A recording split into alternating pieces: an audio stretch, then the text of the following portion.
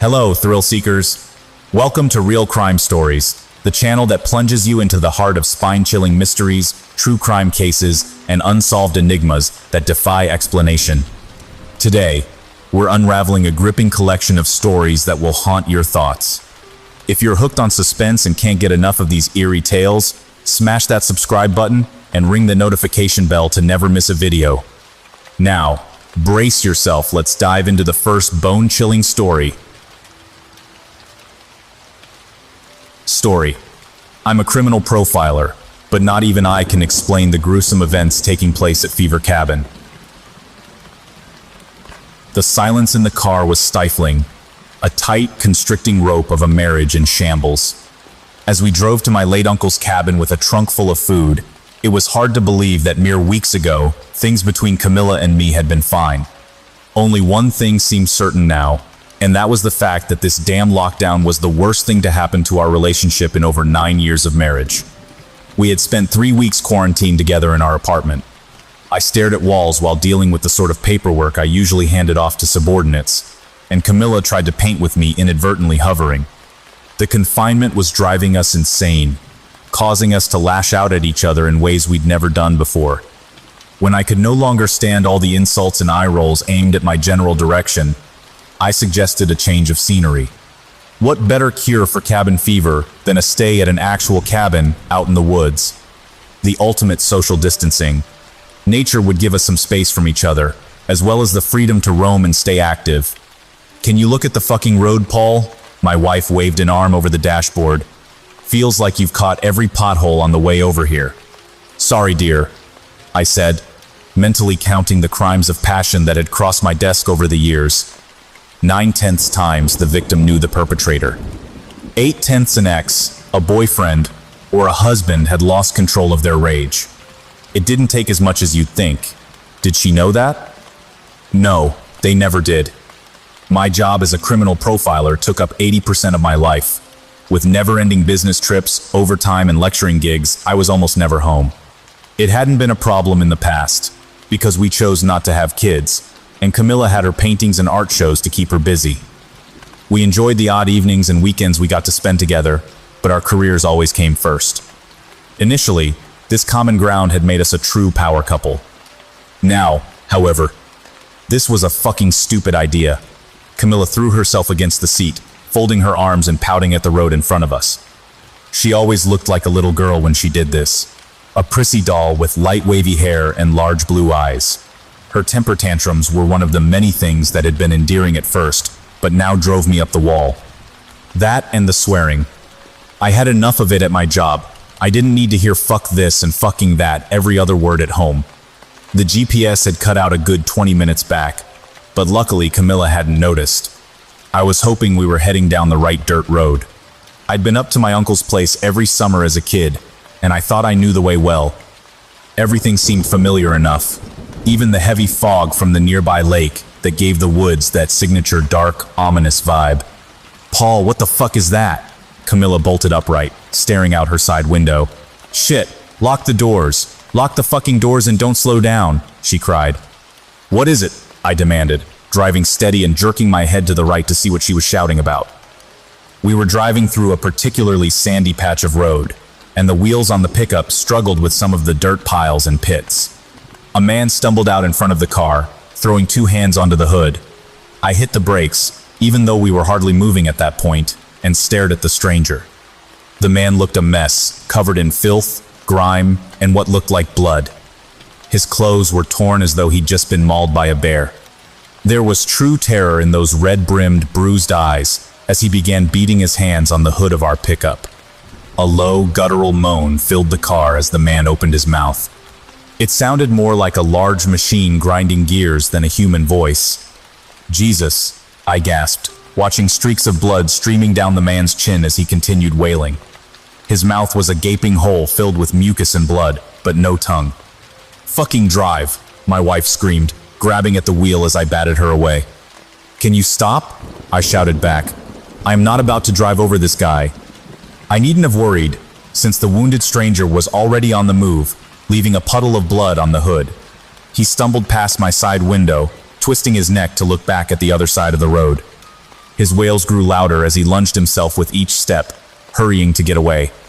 I wanted to call out to the man, tell him to stay so that we could call him an ambulance, but Camilla was completely out of control in the seat beside me, screaming at me to drive, trying to push my leg down on the gas pedal.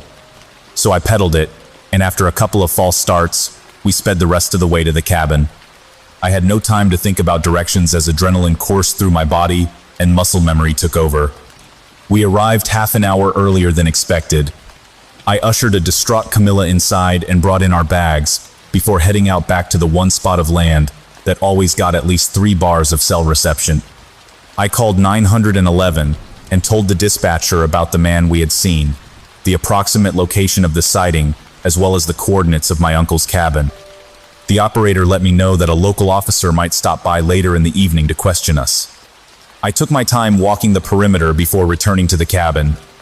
The initial shock and fear had worn off, and a professional curiosity had started to blossom. I ran back through the scene in my mind, combing over all the details my visual receptors had passively documented. There is a lot our brains process on a subconscious level that we don't know about, and it takes a considerable amount of effort to piece it all together after a traumatic event. What was the victim wearing?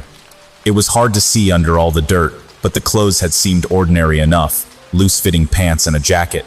Dark colors. What was the extent of the man's injuries? Again, hard to say. He was definitely stumbling a lot when on the move, but that could have been caused by exhaustion, not a limp.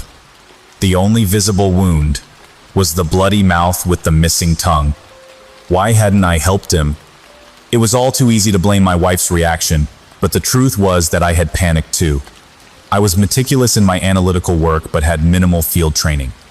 That injured man was out in the middle of nowhere with night approaching, and it would be entirely my fault if anything happened to him before emergency services found him.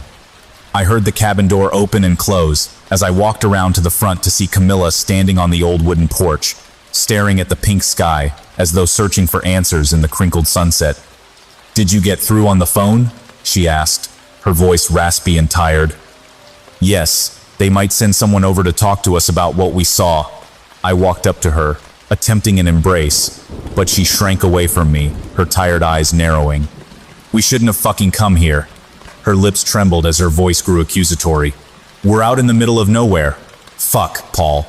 We are how far from the place we saw that man? Maybe 20 minus 30 miles? How screwed are we if whoever did that to him comes for us too?" "Camilla, you need to calm down," I said, already knowing it was the wrong thing to say before the words were out of my mouth. "No, we need to get the fuck out of here," she snarled, and we both winced at the malice in her voice. This wasn't us. How did we become the stereotypical bickering couple we swore we'd never be? "All right," I snapped back. "Do you want to get in the car and drive through that same jacked up road only in the dark? We can go right now if that's what you want." Camilla hesitated, hugging her body defensively before giving me a resigned shake of the head. "Most likely, the man that we saw was involved in some freak accident. Less likely, but also possible. He had an unfortunate encounter with a wild animal. Least likely of all, he was running from another human being. I didn't see any ligature marks on his wrists, and it's pretty damn near impossible to mutilate a live victim without restraints. If you really can't get over this, we can head home around midday tomorrow. That's when the fog settles. But I swear, Camilla, if we're going back to the city, one of us needs to check into a hotel room or something, because I cannot spend another day fighting like this." I was hyperventilating by the end of my speech, but it felt good to finally bring up the topic of separation, however temporary. Camilla opened her mouth in stunned silence, with pure hurt written on her face. I'd never spoken to her so harshly before. "Hi there, folks," a deep voice interrupted us. I turned to see a tall, uniformed police officer strolling down the road to the cabin. The man looked to be in his early 40s, with gray flakes speckling his trimmed beard and dark sideburns poking out from his police cap. He wore aviators, even though it was nearly dark and had not been sunny earlier in the day. There was a polite, duty-like smile plastered on his face, the type you might expect from a cashier informing you that your credit card had just been declined. My right hand instinctively went to my side, grazing the concealed semi-automatic through my jacket. "Hello, officer," I replied, My name is Paul Fever, and this is my wife, Camilla. We weren't expecting you this soon." "I'm sure you weren't," the man replied in a manner so artificially cheerful that I shuddered. "My name is Officer Harry Bullock, and I'm here to take your statement about the man you saw on the road today." "Sure thing, officer," Camilla piped up, extending an arm to the cabin door. "Perhaps you'd like to come in to discuss things further?" Officer Bullock's false smile widened, exposing a thin line of yellowed, crooked teeth. He raised a hand up to his sunglasses and slid them down his nose, revealing two expressionless, black eyes that ran down my wife's body. "Why, thank you, ma'am," he said, taking a step forward toward the cabin. "Wait, stop," I cut him off. "Could we please see your badge and ID, officer? I don't mean to be rude, but an officer showing up to a secluded cabin on foot is a little odd. I know for a fact the nearest police station is about 30 miles up north. I went up there to consult on a case not too long ago." The man claiming to be an officer took a step back, readjusting his aviators and losing the false smile. "I parked my patrol car further up the road because I didn't want to get stuck in the sand," he said, turning to walk back. "If you follow me, Mr. Fever, I can show you all my credentials." "No, I think we'll wait here for you to go fetch them," I called after the man, who was already halfway up the path. "You just knock on the door when you get back, officer." Turning to Camilla, I quietly said, "Let's get back inside the cabin and check the locks on the windows and doors. I don't think that man was a cop." My wife's eyes grew wide with fear as she looked from me to the retreating figure, then back at me again. "Fuck, Paul, what are we going to do?" "Don't panic," I said, guiding her inside and securing the deadbolt behind us. "Old Johnny Fever built this place to be safe against just about any threat you could imagine. We'll ride out the night and head back as soon as the fog clears tomorrow. There's too much odd stuff going on." Camilla nodded, and I couldn't help thinking how beautiful she looked just then. The years had not taken away much. Her skin was still clear and smooth, her blue eyes playful and bright. Wavy strands of hair partially covered the side of her face, and I instinctively moved to tuck them back behind her ear. She didn't pull away this time, allowing me to take her into my arms and hold her for several minutes. "Do you think that man will come back?" she mumbled into my shoulder. "I don't know," I admitted. "I don't think so. Not in disguise anyway," I thought to myself, not wanting to scare her. We set about unpacking the food, clothes, and other stuff we'd brought with us. There was a lot of it since we had intended to stay until the lockdown was called off. We were both very quiet during this time, probably straining our ears to hear any knocks on the door. Part of me hoped I'd been wrong about Officer Bullock, but after he'd not come back for over an hour, I was forced to accept that my suspicions were right. Something very strange was going on. I stared out the small kitchen window after finishing up the dinner dishes, my mind heavy with the implications of that day. "Paul, are you finished with those?" Camilla stood in the doorway, wearing a negligee, or the negligee, I should say. The light beige one that had practically hardwired my body to respond in anticipation. "Yes," I replied. "Why don't you come to bed?" she said, her voice a soft croon of tones so tender and seductive that I unwillingly felt my urgent fears slipping away. They came back when we had finished making love, and Camilla dozed off in my arms. It was a good feeling, knowing the cover of my body was making her feel safe enough to relax. Having spent most of my adult life diving into the minds of the country's most sadistic killers, however, I knew just how flimsy of a shield limbs could be. I wanted to protect her, us, but the weight of our predicament lay heavy on my shoulders. We were miles away from help with only aged wooden walls between us and whatever was going on in the woods outside. I still had my Glock 19 semi-automatic, but that wasn't all that reassuring. Truth be told, I didn't feel all that confident in combat. I'd done all the training, sure, but everyone knew us behavioral science guys were hired for brain work, not muscle. I tried to stay awake, but it was difficult. My muscles were already relaxed, and the smell of Camilla's hair had me drifting in and out of sleep. That's when the dreams started, a hazy mix of the day's events, but amplified. The man on the road was there again, only this time with a long, black tongue and no eyes or fingers. He tapped all 10 bloody finger stumps on the hood of our car, grinning. I expected Dream Camilla to scream in the seat beside me, but when I turned to look, my wife was missing her head. Officer Bullock was in one of the dreams too, standing just outside the second-story bedroom window, tapping on the glass and smiling at my sleeping wife. I awoke at dawn, covered in a cold, sticky sweat that made me desperately crave a shower. Camilla slept soundly at my side, unfazed by the drenched bedsheets. Slipping out of bed, I quickly rinsed off in the bathroom and dressed before heading downstairs to the kitchen. I really needed some comfort food after my night of feverish dreams. I lit up the gas stove and popped on the coffee pot before scavenging for sandwich supplies. A wave of nausea hit me as soon as I opened the fridge. There it was, right in the middle of the top shelf, tastefully staged in front of the ham, cheese, and pickle jar, a freshly severed human tongue on a tea saucer.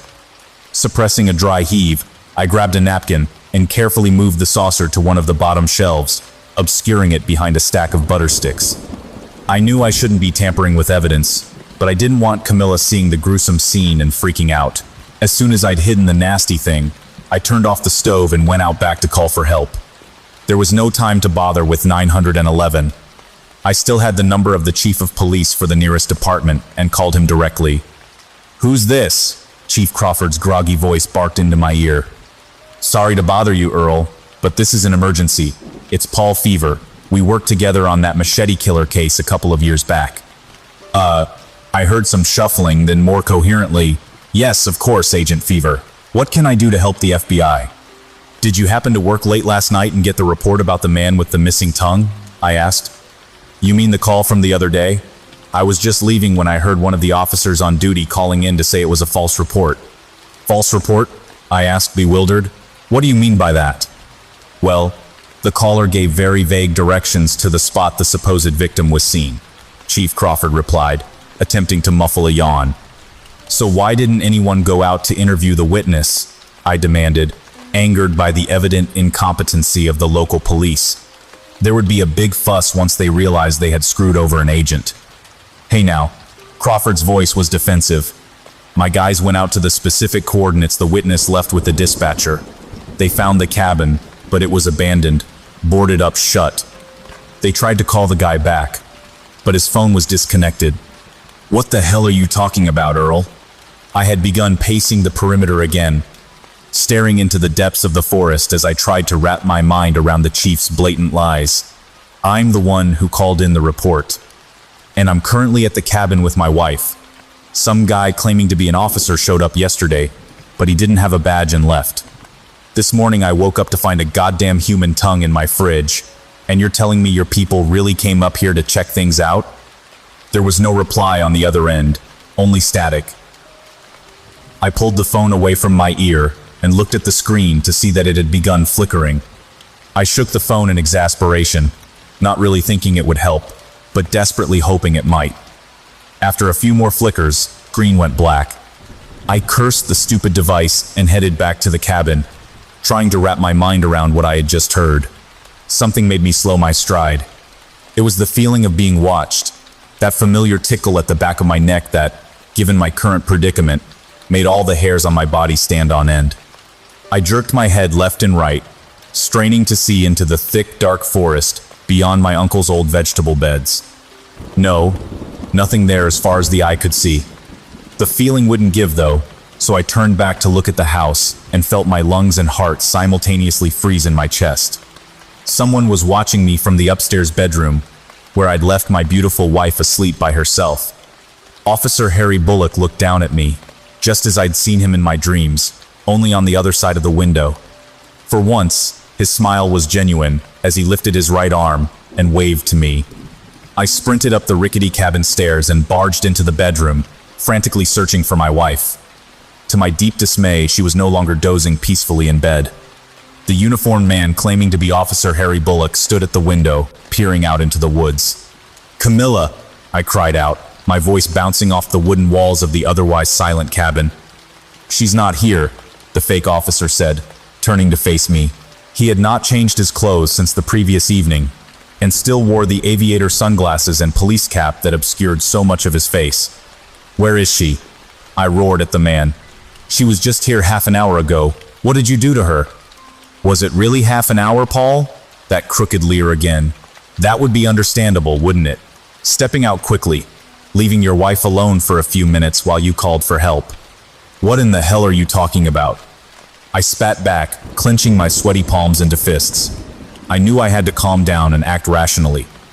Bullock's gun was visible in a holster comfortably perched on his hip, and I would be of little use to Camilla if this turned into a bloodbath. Time works a little differently round these parts, Paul, Bullock said, turning back to the window. It's a lonely sort of place sometimes. I'm glad to see a familiar face. Your face of all people. Imagine my surprise. We've met before then, I said, knowing that even if we had, the disguise would prevent me from recognizing him. Only once, the man grimaced. Not nearly enough time to get to know someone well, is it? What do you want? Why, nothing much, Paul. I'd only stop by to check in on the missus. Gorgeous one she is. You're a lucky man. What did you do to my wife? I spoke, gritting my teeth as I tried to keep my cool.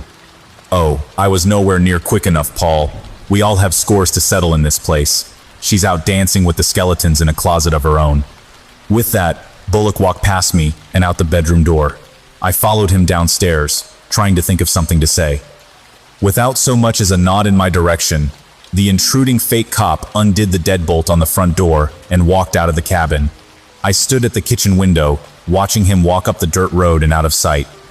I could have followed him, screamed and shot at him, demanded to know where he had taken Camilla. For better or worse, that wasn't how I operated under pressure. I had made a living, thinking, processing, and systematizing before taking action. The best thing I could do was stay put for a bit and gather my thoughts to assess the situation.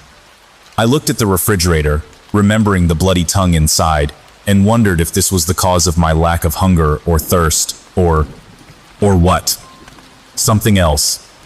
I hadn't eaten since lunch the previous day, and it was now, what, late morning, noon? I wasn't sure.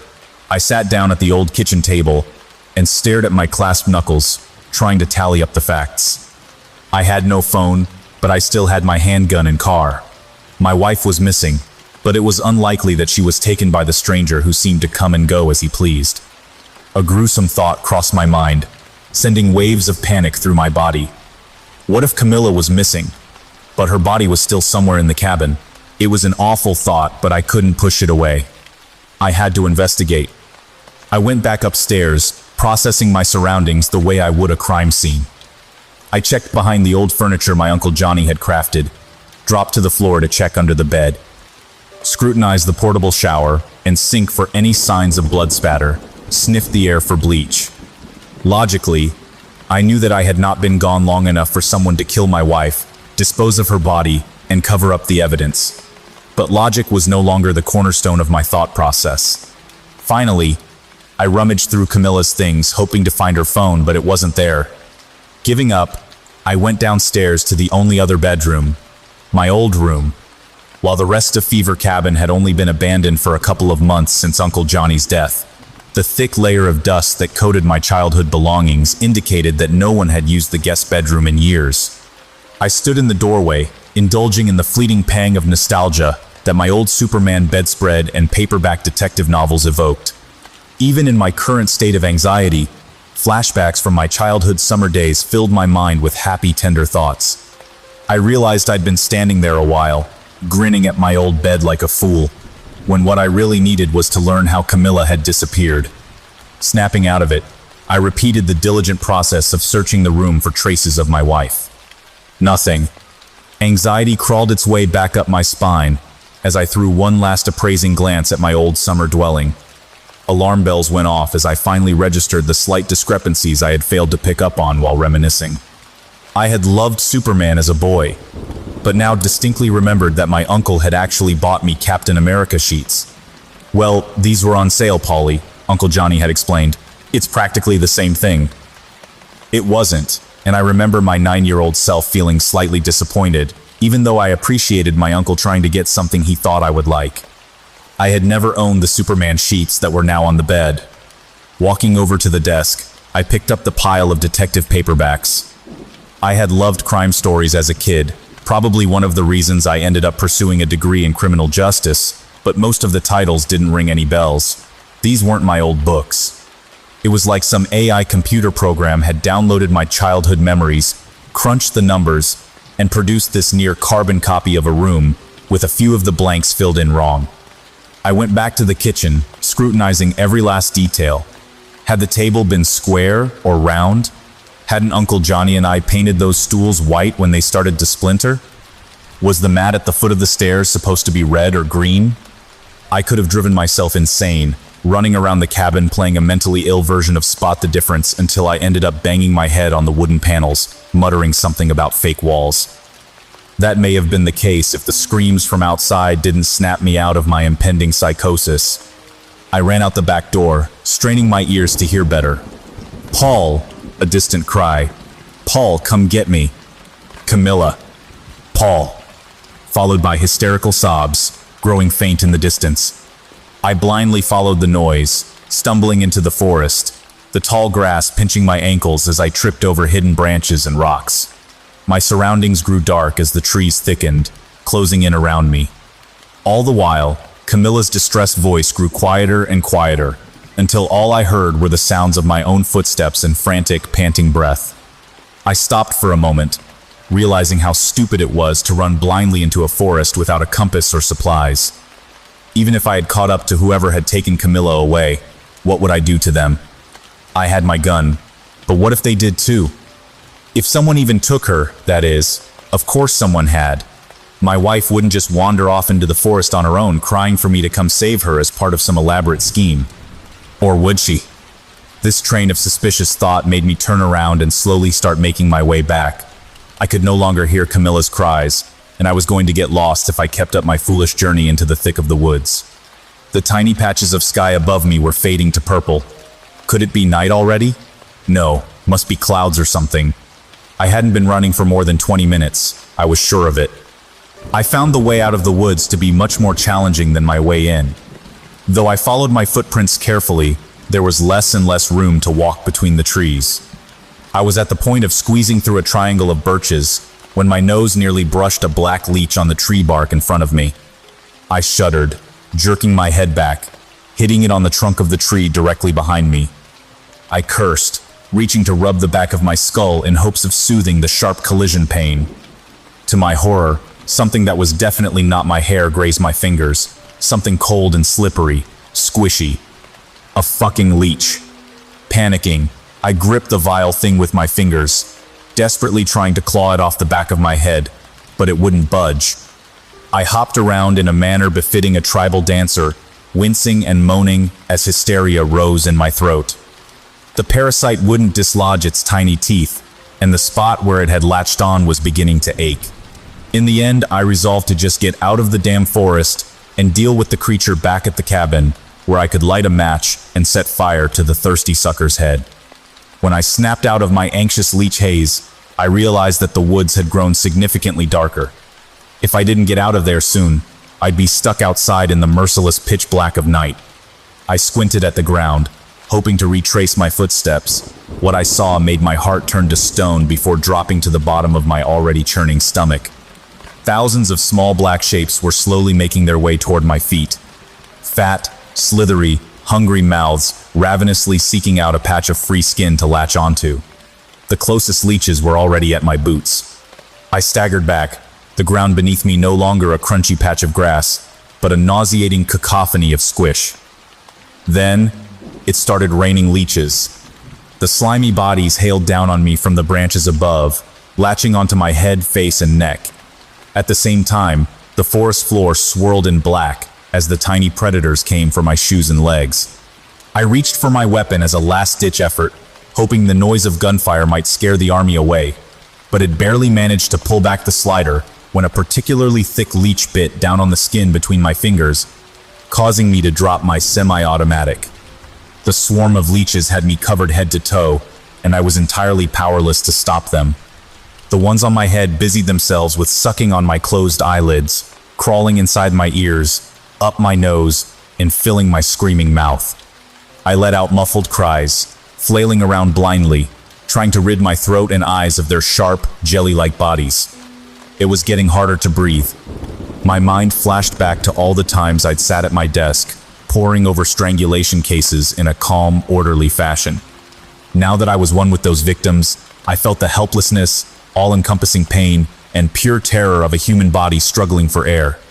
Just when I was on the brink of losing consciousness, the bloodthirsty bugs began screeching. It was the strangest sound I'd ever heard, a choir of tiny vocal cords vibrating in shrill unison. I took another shot at batting away the leeches on my eyes, surprised to find they fell away with ease.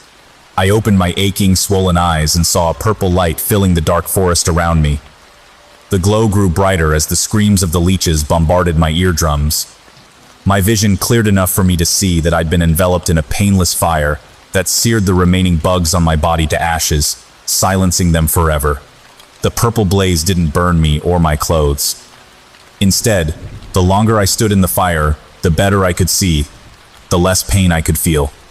I stretched my bloody arms and torn sleeves out in front of me, watching the wounds on my skin healing beneath the warm, flickering flames. Once the lacerations had scabbed over, the flames dimmed to a soft purple glow that radiated from my skin and illuminated the woods around me. Polly, what did I tell you about wandering into the woods on your own, boy? I would recognize that voice anywhere, but it couldn't actually be. Could it? Uncle Johnny? I uttered, my voice bewildered, but also hopeful, childlike. There he was, casually leaning against a nearby tree trunk. Johnny Fever, not the iconic television show DJ, but a definite fan of his, only younger than I had ever known him to be. This must have been what he had looked like in his 30s. This younger version of the uncle I had known and loved wore a red plaid shirt, a pair of Levi's, and a polished set of brown cowboy boots. He was lean and muscular, with a sharp face, clean shave, and a mischievous glint in his eye. I could finally see the family resemblance my aunts had always fussed over. Uncle Johnny and I looked like we could be brothers. Polly, don't expect me to come bailing your behind every time you get into trouble, he chuckled, spitting chewed tobacco on the forest floor.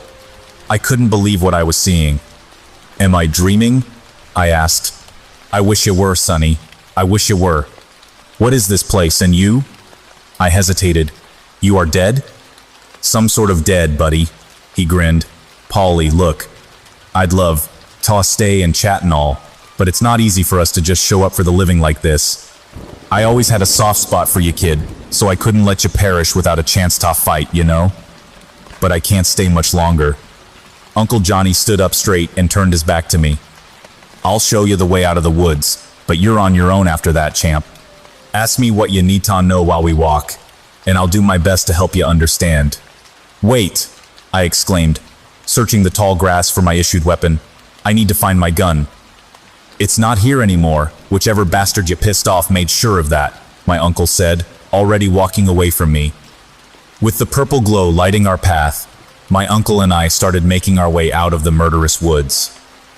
We walked in silence for a while as I gathered my thoughts into semi-coherent questions. What is this place? I finally asked. Polly, I can't pretend to know something like that, Uncle Johnny sighed. But if I had to guess, it's a place where the walls between the world of the living and the world of the dead are paper thin. And the cabin? I had to know. It's not really ours, is it? Is that what you see? Uncle Johnny turned to me, smiling ear to ear. Whenever a mortal stumbles into a place like this, they have some sort of anchor, a safe spot that keeps them rooted to the world of the living. The closer you are to that anchor, Polly, the less power they have against you. Who do you mean? I asked, as the trees started to clear, and I caught a glimpse of the cabin in the distance. Spirits, Polly. Restless, cruel, vile souls. And you've gathered the whole lot, haven't you? I can't pretend to know everything, but I sense they'll do anything to get you back inside these woods. Just ta-tir ya lim, ta-lim. They have Camilla. I felt my stomach knot up. If the cabin is a safe spot, how did they take her from there? The cabin is your safe spot, Polly, Uncle Johnny replied. She has to find her own anchor to the living world, if she has one. Yeah, have to understand something. Everyone experiences this place differently. This isn't the gate to heaven or hell, but it's a path somewhere in between. Mortals are not usually welcome, but sometimes they're not given much choice. We were out of the woods now. I continued walking, but Uncle Johnny didn't follow. When I turned to ask him if this was as far as he could go, he was already gone. I still had so many questions. I walked back to the cabin, mulling over the events of the day, The fake officer, Camilla's disappearance, the leeches, Uncle Johnny. Oh, and let's not forget the damn tongue in the fridge. If logic was to help me navigate my way out of this place, it would have to be a different kind, one that accepted the impossible as reality. The first thing I did when I got to the cabin was march upstairs and find my laptop. I was afraid it had stopped working like my phone had, but it seemed to be functional. Perhaps trying to connect to the outside world was what had fried my phone in the morning, so I quickly ejected my 4G modem from the laptop. I might need it more later on. I brought up my work files and located the folder for the machete killer I had profiled when working with Chief Earl Crawford's local police department. How could I have not pieced it together sooner? Women had started disappearing from their tents at campsites not far from these very woods. The victims all fit a certain type, petite, light-haired women with blue eyes. Just like Camilla, I thought, feeling my insides churn. Their bodies would show up weeks after the disappearances. The killer would stage the bodies near campsites, using handcuffs to hang the victims from trees. The corpses were always found to be long dead and heavily mutilated. My team had come up with a profile that helped law enforcement bring 3 men in for questioning. Chief Crawford had called in a personal favor, asking me to interview all 3 men to see who best fit the profile. It had taken me approximately half an hour to say with almost complete certainty that Henry Briarwood fit the profile to a T.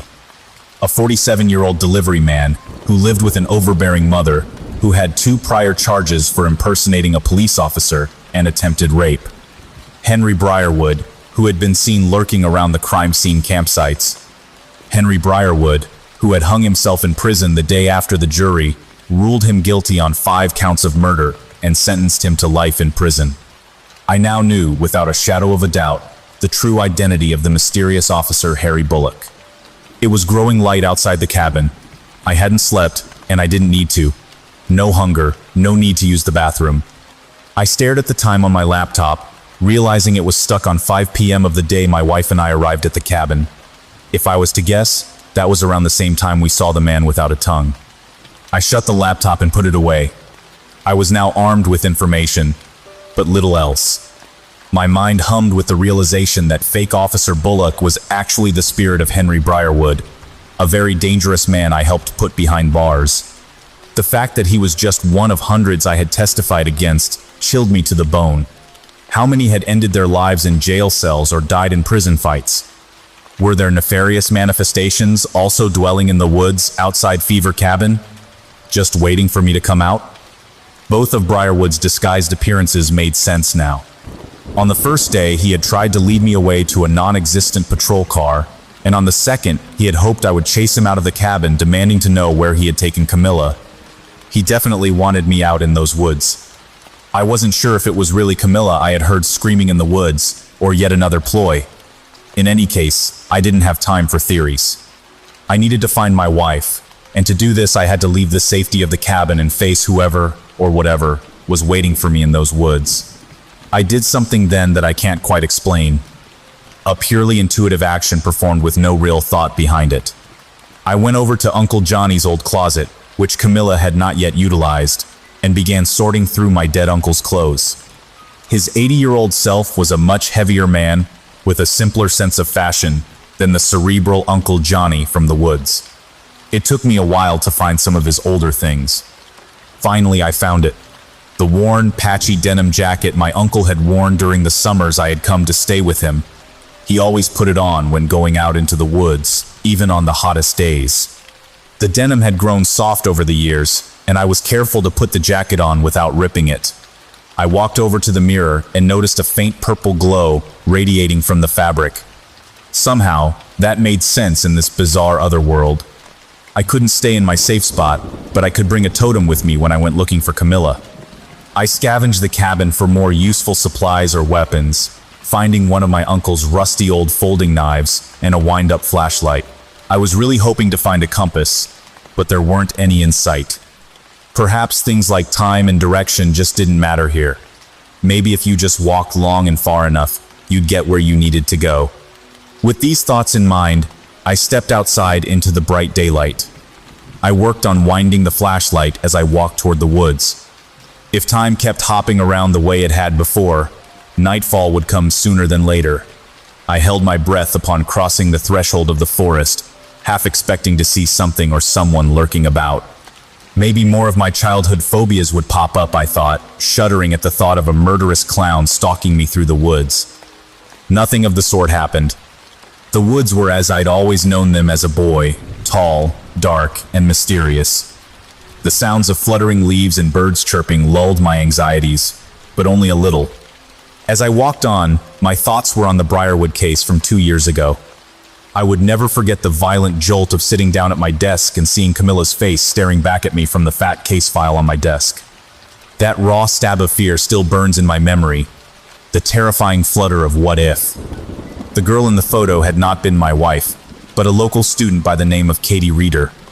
A beautiful, talented young woman who was finishing up a degree in wildlife conservation when she first went missing from a campsite not far from these woods. Local news had lapped up the story, and I felt uneasy seeing Katie's pictures on my newsfeed during those first couple of weeks she went missing. The resemblance was uncanny. The same light, wavy hair as Camilla's, those blue eyes, always slightly doe-eyed with wonder, faint crow's feet hinting at a life spent smiling and laughing. It made me sick when they discovered Katie's nude, mutilated body hoisted up in a tree with cheap handcuffs, a blood-stained machete wedged into a patch of trunk below her dangling feet. Katie was the second victim to be disposed of in this signature manner, and the behavioral science guys were brought in to draft a profile of the unsub. As always, there were so many creeps that fit the bill. The police felt overwhelmed trying to figure out exactly which prior sex offender, stalker, or jealous ex actually committed the crime. They had narrowed it down to 3 guys, and Henry Briarwood was the last of the interviews. I was positive he could be the perpetrator the moment I saw him. The other 2 men had been timid, fidgety, and ultimately ashamed of the prior convictions that landed them on the suspect list. Briarwood was the essence of cool, as he talked about himself with unrestrained delight. After learning all I could about his background, domineering mother, absentee father figure, problems maintaining a healthy relationship with women, etc., I got him talking about the crimes. "Have you been following the machete killer case?" I had asked in my most dismissive tone. I needed Briarwood to think I was just going through the motions, to feel slighted at my ambivalence to his performance as a killer. I baited the very core of his narcissism, secretly registering every twitch, every stir of body language. "Well, it's hard to miss it. It's on the news and everything. Nothing like that ever happens around here," he said, trying to read my face. "Those poor girls, you know." I nodded, taking out my phone, pretending to answer a text. "Don't know why they brought me in, though," Briarwood offered, growing visibly tense. He had enjoyed the first half of the interview more. Talking about his background had made him feel important. "Oh, you know, routine checkup stuff," I replied, my eyes still glued to the phone. "It's very gruesome, slitting their throats like that and all," he half mumbled to himself. After a few more questions, I had bid Henry Briarwood goodbye, allowing the interrogation team to take over. They got plenty of useful information out of him, but that wasn't my job. Popular books and movies have always depicted my career as this all-encompassing obsession with serial killers, but in truth, I was mostly an analyst. I learned everything I could about the unsub, running it through an internal database of 100 similar cases. When I showed up in court for the Briarwood case, they asked me only one question: did the defendant fit the profile? Henry Briarwood fit the profile to a T, and 2 years ago, I let the court know it. A couple of days after the conviction, he hung himself in his prison cell. Predictably, the woods grew darker the further I walked. As I squeezed through a narrow path in a thicket of birches, all around me, the sounds of nature began to die down. Soon, I was walking in silence, listening to my hammering heart and uneven footfall. I took this to mean that I was getting far enough from my safe spot for enemies to start trying their luck, and slowed my pace to a halt in a small clearing. "Camilla?" I called into the forest, flinching at the haunting echo that ran through the stillness. "Camilla!" I cried out again, louder this time. "Why did you betray me?" A voice whispered in my ear, and I jumped forward, spinning around to see my wife's naked corpse staring at me with tears in her eyes. "Camilla?" I gasped. "Oh God, no, no, no," I cried, gripping my head at the sight of my wife's swollen, decomposing flesh. She was all black and blue now, her limbs covered in bruises and cuts, a pair of handcuffs hanging off her left wrist. There was a deep horizontal gash in her throat, with streaks of dried blood running down to her chest and stomach. "I cannot rest," she said. "Because of you, I cannot rest." After a double take, I realized that it wasn't actually my wife. The resemblance was striking, but as the initial shock wore off, I was able to spot the slight difference in chin, nose length, and ear shape. The eyes, though. Those deep pools of sky were next to identical. I was about to respond when another voice whispered in my ear, "We cannot rest. Because of you, we are trapped here." Horrified, I staggered back to see another light-haired dead woman beside me. She was beaten so badly that both her eyes were swollen shut.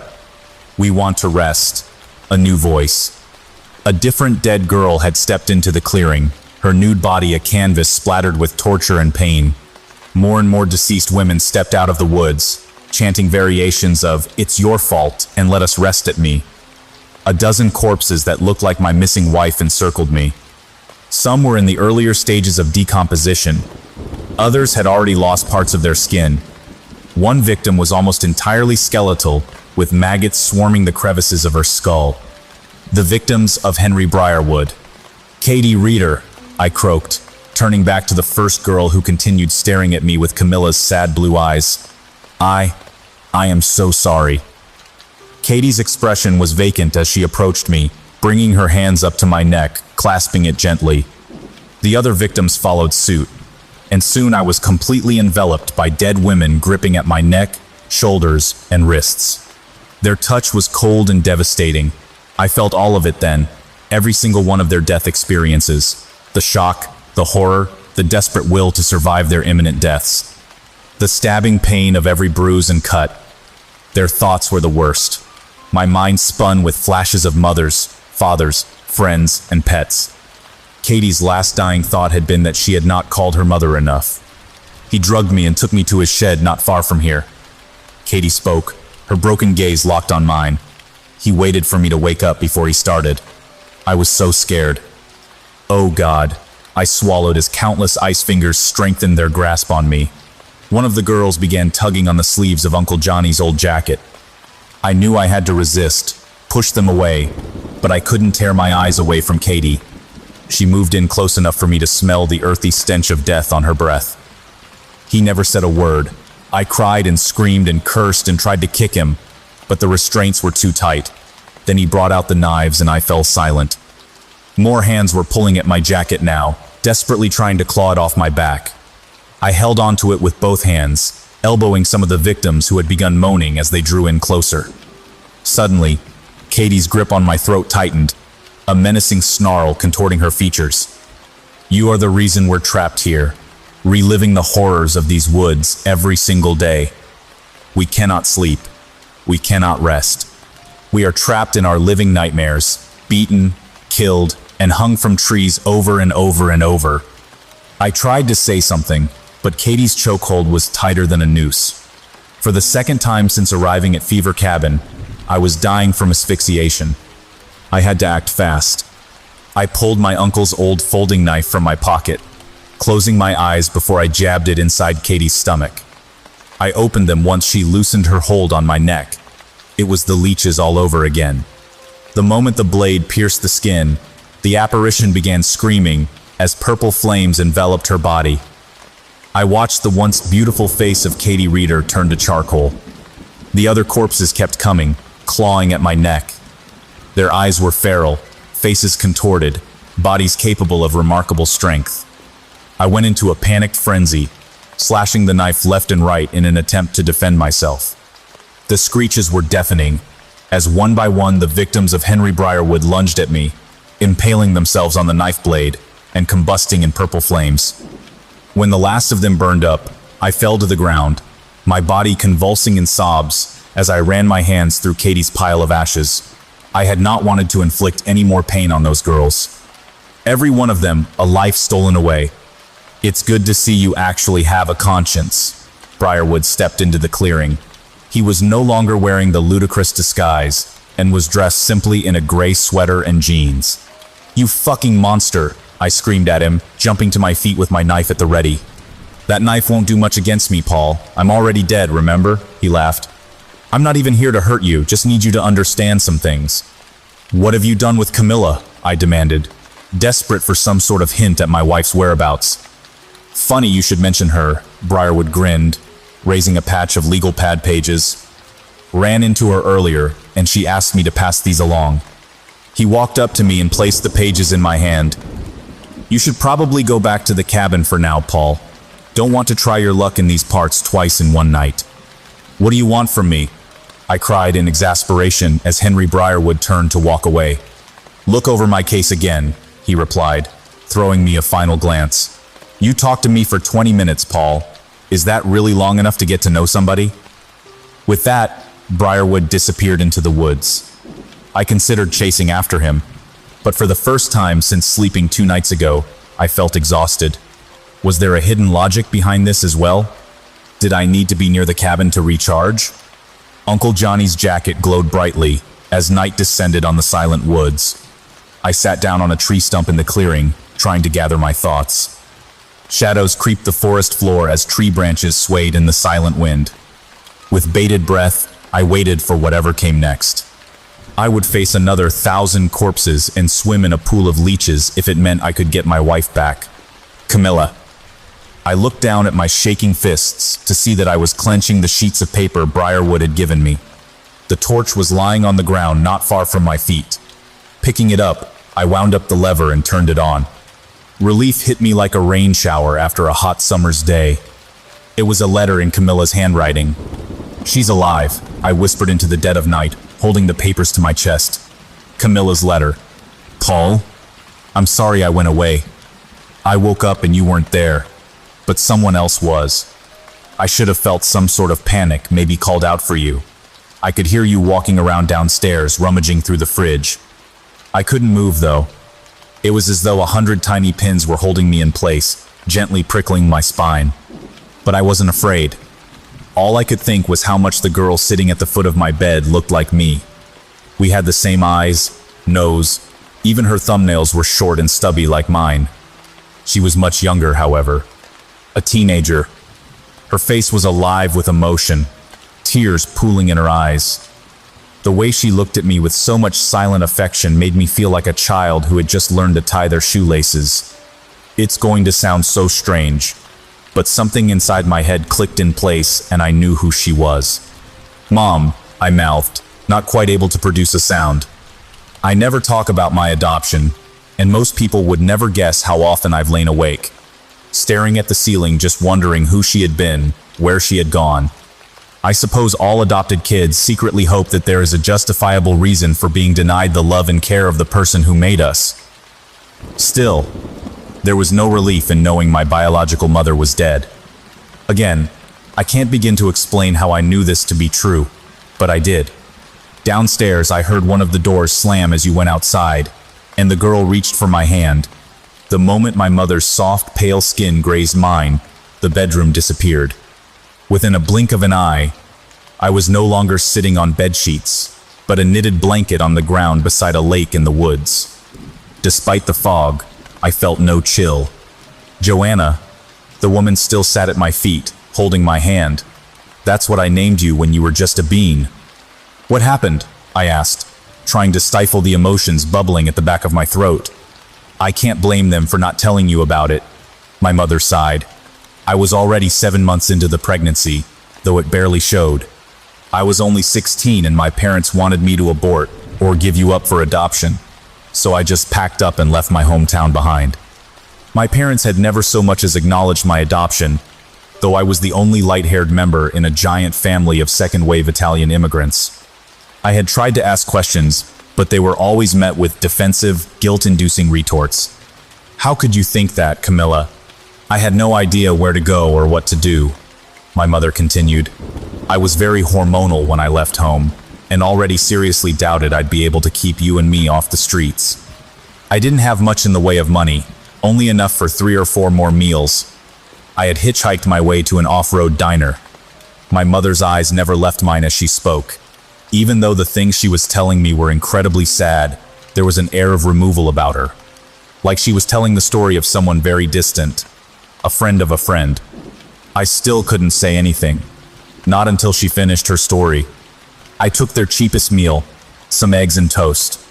I refused the coffee because I'd read somewhere it was bad for the baby. I was sitting there, trying to come up with a plan, figuring I should get one last ride to the nearest city and find a women's shelter. I'd be safe there until after the birth. That's when he slid into my booth and introduced himself as Jack. He was not much older than me, early 20s at most. Not handsome by any means, but not bad looking either. He was confident and well-spoken, asking if I was okay. It was kindness from a stranger and I took to it. Not long after that, I was in his car. I didn't register it at first. That subtle transformation that had taken place when we were no longer in a public place. Jack was no longer cheerful, and his voice had lost its softness. It made me uneasy, and I stopped making small talk, wishing the city lines would appear. That's when he turned off the main road and into the woods. Though a part of me knew what this meant, a hopeful side tried to ask what he was doing, where he was going. He only roared at me to shut up. He was sweating and agitated, and after maybe 20 minutes of awful bumps and swerves, he stopped the car near a remote wooden shack in the woods. At this point, I knew I was in a lot of trouble, and the fear had made me irrational. I jumped out the car and tried to run, but I was carrying low, and every lunge forward felt as though my pelvis would shatter. I got as far as the edge of the woods before he pushed me belly first to the forest floor. The pain of the fall was nothing compared to the horror of knowing he had hurt not only me, but you inside of me. Instead of getting up to run, I rolled over on my back and stopped screaming. I think I even stopped breathing as I waited for you to give me a kick to let me know you were okay. Just as I finally felt your movement, the man grabbed my legs and dragged me back to the shed. I resumed screaming and tried to jerk my legs away by kicking, but he was too strong. He lifted me onto a wooden table, restraining me with rope and shoving rags in my mouth so I wouldn't scream. I struggled to breathe through just my nose, which was filling up with mucus because I was crying. I watched Jack fumble with something in the corner of the shed. He didn't say a word, but I could see he was tense. I wished I could talk to him, plead with him to spare me, spare us. He didn't look as though he wanted to go through with it. When he turned around, I saw that he had a butcher's knife in his hands. He held it awkwardly as he stepped forward, then hesitated, then came up to my head. Every time I tried to scream, the rag in my mouth seemed to suck more air from my lungs. Then, he brought down the knife, and the right side of my head erupted in pain. Through water-filled eyes, I saw him holding my bloody ear in his left hand, a small smile playing on his lips as he watched me writhe in agony. That's when a different, all-encompassing pain exploded in my midsection. It was my first contraction, and it was enough for the water to break and spill out of me, pooling between my legs before running down the sides of the table. A look of horror crossed the man's face, and he set aside the knife. He ripped open my blouse and stared at my hardened belly. You were kicking, and when he saw one of your legs jab at my belly button, he cursed. He began pacing the shed, muttering something to himself, and running his hands through his hair. I could see large, dark sweat stains on the underarms of his sweater. The second contraction combined with my limited air supply and steady blood loss knocked me out cold. The third brought me back, and I saw that I was no longer in the shed, but in the back of the car with the rag still in my mouth. My body was in shivers, and my eyes couldn't focus. I wasn't sure if it was the fall, ear removal, or something else, but I knew then that I was dying. The next and final time I came to, I saw a woman and felt water being splashed on my face. Cars zoomed past, and the woman was shouting something. I let go then, knowing you were safe, allowing myself to slip into the sweet unconsciousness of death. Once I was removed from the tortures of the physical world, I watched them load my limp body into an ambulance, where the paramedics performed an emergency C-section to get you out. I could tell by their faces they didn't think you would live, but you were a fighter. I wanted so much to go with you, to make sure they took care of you in the hospital, but I couldn't. Not long after the ambulance drove off, I was back inside the shed, watching the man who claimed to be Jack sitting in a corner, crying. Ever since then, I've been trapped in these woods, never making it far from the shed. The man was gone for a long time, and I think he moved away after what he did to me. It's hard to tell how much time passes in these woods, but when he came back with another girl, he was at least 20 years older and entirely cool and collected. After his return, girl after girl died in the shed, joining me in these woods. We all look the same, and we all feel the same things. We spend our days walking this forest, mourning our lost lives, wishing to see our loved ones out in the world of the living. But we can't leave, and we can't rest. Not until the man who did this to us continues to roam free, eyeing his next victim. After my mother had finished her story, we sat in silence for a long time. I had so many questions, but I couldn't quite phrase a single one of them. After a while, my mother asked me about my life. So, I've been telling her, little by little. It was more of a dialogue when I told her about my childhood and teenage years, since my mother would keep interrupting, wanting to know if my favorite ice cream had been mint chip, like hers, or if I liked drawing as she had done. It's been a little sad since I've caught up to the adult years. She just listens, but she has nothing to compare it to, since she essentially died a child. When we're not talking, she watches me paint. Sometimes she will sketch with me, and I can see that had she pursued the talent, she would have grown into a great artist. Paul, I felt you in the woods the other night. I felt you dying and wanted to help you, but no matter which way I ran, your cries grew more distant. I begged my mother to take me to you, but she just shook her head, suddenly serious. Your husband is the only one that can help us, she said. He got it wrong once, but he won't this time. I believe in him. Paul, I held my breath as you teetered on the brink between life and death, and cried with relief when I felt you safe again. I've passed along this letter in hopes that it will find you. I don't know if you feel it, but I do. I think the girls here feel it too. The trees are abuzz with it. The water ripples carry it onto the shore of the lake. We're nearing the pinnacle of whatever this entire journey has been about. There's a reason we ended up in these woods, and it wasn't just our constant quarrels over the past few weeks. In a twisted way, this entire thing started with me. Or, more precisely, with my biological mother, Leanne Somerson, dying 32 years ago on the day of my birth. It started with me, Paul, but it can only end with you. I love you. Camilla. I read the pages of Camilla's letter over and over until sunrise, stopping only to wind up the flashlight. Eventually, I tucked the letter away into one of the pockets of Uncle Johnny's jacket and started making my way back to the cabin. The forest was alive with the sounds of birds, insects, and leaves ruffling in the wind. Combined, the noises sounded like a consistent, low hum, almost a cheer. The woods were egging me on, sending me off on a mission, but also eagerly anticipating my return. Could I pull off what they were asking? I had already been mistaken once. This new information about the machete killer's timeline had just blown the case wide open. How did the investigators and my team get it so wrong with Henry Briarwood?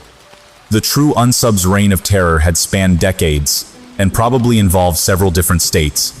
Both his MO and signature had evolved over the years, and I wouldn't be surprised if this guy staged the bodies in trees not as an act of some sick, twisted fantasy, but as a distraction. Henry Briarwood had been tried on 5 counts of murder and suspected of maybe another 2 victims. There had been far more women in that clearing. Some were skeletal, which probably meant their remains had never been found. I had no choice. I would have to leave Fever Cabin and go back to the city to access the full case files and process the suspect list from scratch. I often think about the last summer I stayed with Uncle Johnny. We made quite the pair. Me, a sulky 17-year-old, denied the company of his peers for 2 months, and him, a wheezy 60-year-old man who liked smoking, watching television, and occasionally building things out of wood. There were few things more dull to my teenage self than nature, and hearing an old man talk about how much bigger herring were back in the day. Though, I'm sure I wasn't exactly the best company with all my eye rolls and sarcastic remarks either. One day, we were out on the lake when we heard gunfire. It wasn't uncommon in those parts of the woods. There were multiple campsites on one end, and a popular hunting lodge at the very heart of the forest. "Damn little men gonna scare away all the ducks," Uncle Johnny grumbled, throwing another fist of crumbs at the water as he shifted his weight. He had gained quite a few over the years, and I was surprised the old wooden bench he'd constructed still held up so well. Little men? I raised an eyebrow, watching the ducks fighting over the crumbs. It takes a little man to feel big when he kills something, Polly. Uncle Johnny had this way of nodding as he spoke, a visual underscore to a point he was making. The smaller a man feels, the more blood he's willing to spill to feel big. I think that was the first time I really started thinking about why people killed anything. A thought process which eventually led me down my chosen career path. Even today, with all the different correlations and conclusions we've drawn from criminal behavioral patterns, at the back of my mind, I still hear Uncle Johnny talk about little men and what they'll do to feel big. The lockdown took me by surprise. So much had happened since Camilla and I left the city that I was hardly prepared for the empty streets, closed shops, and occasional masked pedestrians scurrying in and out of buildings like rats. The GPS had started working again, and I let it guide me down the shortest route to our apartment. As much as I wanted to grab some things and keep going, the limits of the normal world were starting to kick in. I barely made it to my bed before knocking out. I don't know how long I slept, but the world felt very different when I finally woke up. I was ravenous enough to find an old can of beans in one of the cupboards and gobble it down straight from the tin. As I ate, the events of the past few days played back in my mind, each more bizarre than the last. Was I going crazy, or was my wife really hanging out with a bunch of dead girls in the woods? I laughed then. First a nervous laugh, then a full madman's roar. There had been too much nervous energy constricted in my chest, and it felt good to let go. After calming down, I got out my laptop and connected to the Wi-Fi. The time and date updated, showing me impossible numbers. A month. That's how long it had actually been since Camilla and I packed up our things and rode off in the late afternoon, bickering like a married couple from the panels of a boomer comic. I guess that's what snapped my mind back in place. Despite the absurdity of it all, the mere fact that so much time had passed proved the otherworldly. If I was only a crazy man stumbling around in the woods, hallucinating a supernatural crime drama, how had I not starved to death in that time? I grabbed my backup semi-automatic, plenty of ammo, and drove to my office. The entire building was in lockdown, and the sleepy guard shook his head at me, pointing at his face mask. After a frustrating back and forth through the glass with me waving my badge and claiming urgency, the guy let me in. I headed straight to the storage room, where we kept all the files for the machete case. I had a lot of the scans on my laptop, but not all. The storage box contained something of immediate importance to me now, a timeline of the crimes. According to the lead investigators on the case, the first machete victim had been killed in late 2016. That timeline had factored into my profile, no doubt, as did the signature staging of the victims' bodies in trees. Having learned about the death of Camilla's biological mother, however, I realized just what sort of cunning individual we were dealing with. My initial profile had indicated a man with an average to lower IQ, who struggled in relationships with women, had a menial job, prior convictions of sexual assault, etc. That was Henry Briarwood, all right, but it was not the profile of a killer who had managed to evade capture for 3 decades, evolving as he went along. No, we were dealing with a chameleon, someone who had started young and honed his craft over the years, someone who had kept a low profile for most of his life and knew how to make women feel comfortable around him. A man who probably had a wife, kids, maybe hosted some little league games. Someone who was meticulous and fully in control of his urges, never letting mishaps get in the way of his work. Something must have happened in the man's life in 2016, something that triggered a killing spree that he disguised with a new machete killer signature. As much as I wanted to hole up for the next 3 weeks, reading over every crime scene and coming up with a new profile from scratch, I knew that time would not allow for it. There were greater forces at play here, forces that had Camilla. So I pulled up the documents on the other 2 suspects, the 2 men I had dismissed almost instantly for not fitting the original profile. One was a 30-year-old campground peeping Tom. Too young, I thought. The second, however, was starting to look more probable. Richard Sutton was a 54-year-old local freight company owner. He was a native to the area, but had moved west for college, where he met his wife and settled in her hometown. He had moved back to the area following a messy divorce in 2016. and set up a new office branch in the city. The cops had pulled him in for questioning in 2017 due to harassment complaints from women who had seen the local media coverage of the case and feared that they could have been potential victims.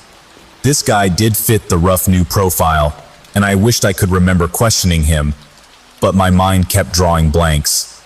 There had been nothing remarkable or memorable about Sutton, nothing I could put my finger on, especially after he'd been so obviously overshadowed by Briarwood. I couldn't remember what he even looked or sounded like. A perfect chameleon. My next move was purely intuitive, but a total breach of protocol. I pulled up the guy's address and took off to go see him. I didn't know what I was expecting to find, or what I would do when I saw him. Honestly, at that moment, I felt like a mere marionette with an invisible puppet master tugging me along on a blind adventure. I pulled up to Sutton's house, a neat two-story in one of the city's nicer suburbs, and rang the doorbell. No one answered, but I thought I could hear feet shuffling on the other side of the door. "This is Agent Fever with the FBI," I called out. The door opened a sliver, with the chain still in place. A bloodshot eye peered out at me. "Mr. Sutton, I'm here to ask you some questions," I announced, flashing the man my badge. "I promise to remain at a safe social distance and not touch anything if you let me inside." I was pushing my luck, and I really hoped Sutton would bite. He didn't. The door slammed with a crash, and I heard footsteps hurrying away. Drawing my weapon, I jumped a gate and made my way to the back of the house, scanning the windows for signs of activity. Nothing. I tried the back door, not really surprised to find it locked. This was the moment where my actions stopped being questionable and became downright illegal. There was no time to think, only act. As the surreal urgency of my mission crept up my spine, I could lose my job for this. The whole vigilante arc rarely fared well for agents, but there was no turning back now. I shot the lock, and the door swung open. I darted indoors, not waiting to see the curious heads of neighbors popping out to see where the noise was coming from. A disturbing scene greeted me inside as I realized the wealthy suburban facade only spread to the exterior. Sutton's kitchen was absolutely disgusting. There were dirty plates scattered on every surface, and takeout containers littered the floor. Countless empty vodka bottles lined the walls. The smell of rotting food and stale booze made me cover my nostrils with my left elbow as I moved further into the house with my weapon drawn. The living room was much the same at first glance, a typical hoarder's dwelling, with more booze bottles, old newspapers, and random piles of trash scattered about. A second look revealed a more sinister truth behind the stack of old newspapers on the coffee table. I walked up to the yellowing pile of papers and felt my stomach sink as I saw that they were actually a gathering of carefully selected articles. The top one was a well-preserved two-page spread about the tragic death of a pregnant girl by the name of Leanne Summerson, an out-of-town hitchhiker who had mysteriously died on the side of the road 32 years ago. Unable to help myself, I leafed through the other pages. Dozens of light-haired, blue-eyed dead women looked up at me.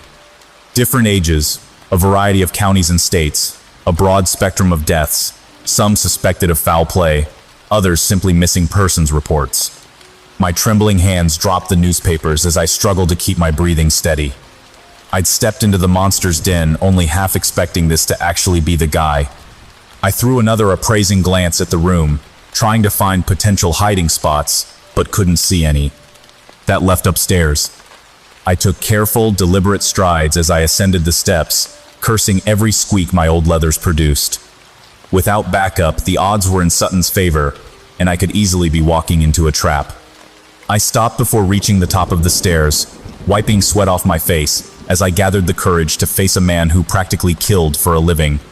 "Richard, I'm just here to talk," I called out into the silence, trying to garner some sort of reaction, a hint of the subject's location. "Look, we can still sort this out. I know you've been going through a tough time." The state of the house indicated a major lapse in control, which meant Sutton was spiraling, probably experiencing some sort of mental breakdown. Nothing. No response, not even a creak from a floorboard. The first room to my right was the master bedroom, and I threw the door open, rushing inside with my back to the wall and gun at the ready. I didn't see him. Not at first. He looked so small, crouching down in the farthest corner of the room, his bloodshot eyes half glazed. glued to mine. He stared intently, raising the shotgun with trembling hands until he'd pressed the tip of the sawed-off barrel to his quivering lower jaw. I knew I had seen him before, recently at that, but couldn't quite place the face of this reduced, disheveled man until he opened his mouth, releasing that signature moan that will forever haunt my dreams. That guttural mechanic wail that escaped a gaping, dark hole of a mouth. I'd recognize it just about anywhere. "You!" I gasped, as the tongueless man shoved the shotgun in his mouth and fired, painting the walls of the bedroom a nauseating mix of blood and brain matter. There is no logical explanation for what happened next. I did not call an ambulance. I did not call any of my superiors, attempting to explain the circumstances under which I had discovered Richard Sutton's last act of defiance. Only one thought ran through my mind as I wrapped up his mostly headless corpse in sheets. "You do not get away this easy, you son of a bitch." Though he was surprisingly heavy for his lean frame, I still managed to carry Sutton's body outside and dump it in the back of the pickup. I hoped the sheer fact of broad daylight and my confident manner wouldn't arouse too much suspicion from the neighbors. Though, honestly, I was past caring at that point. Hitting the gas pedal, I barreled through city streets until I was on the road leading back to Uncle Johnny's cabin. I slowed down when I got closer to the place where my wife and I first spotted Richard Sutton running out of the woods. I didn't know how we had crossed from one world to another, and the last thing I wanted was to show up at the real fever cabin with a dead body in my pickup and no evidence of any sort of paranormal activity. Again, I wondered if I was just a raving lunatic, and again my intuition told me that no, I wasn't. I was never one for supernatural stuff and always snickered at the psychics who were sometimes called upon in cases. But even I, with my limited views on these things, could see how decades of inflicted pain and terror could thin the divide between this world and the world of the wronged. After an hour of driving, I started losing faith in finding that same dirt road that had started this entire ordeal. Frustrated, I looked at the GPS, which was still working. Another sign of failure. Finally, I decided to just turn off the road and try driving down the next dirt road into the woods. Within 5 minutes, the GPS started lagging before turning off altogether. I kept driving, vaguely acknowledging that I had taken a turn to one of the many lakes Uncle Johnny and I used to visit all those summers ago. I thought I'd escaped it. An unremarkable voice spoke at my side, and I nearly swerved off the road when I saw a young Richard Sutton sitting in the passenger seat. Panicking, I hit the brakes and turned to face the man who had brutally murdered dozens of women across the country. I reached for my weapon, knowing full well how futile of a thing it was against a dead man. "Don't worry," Sutton emitted a small chortle. "You're not exactly my type."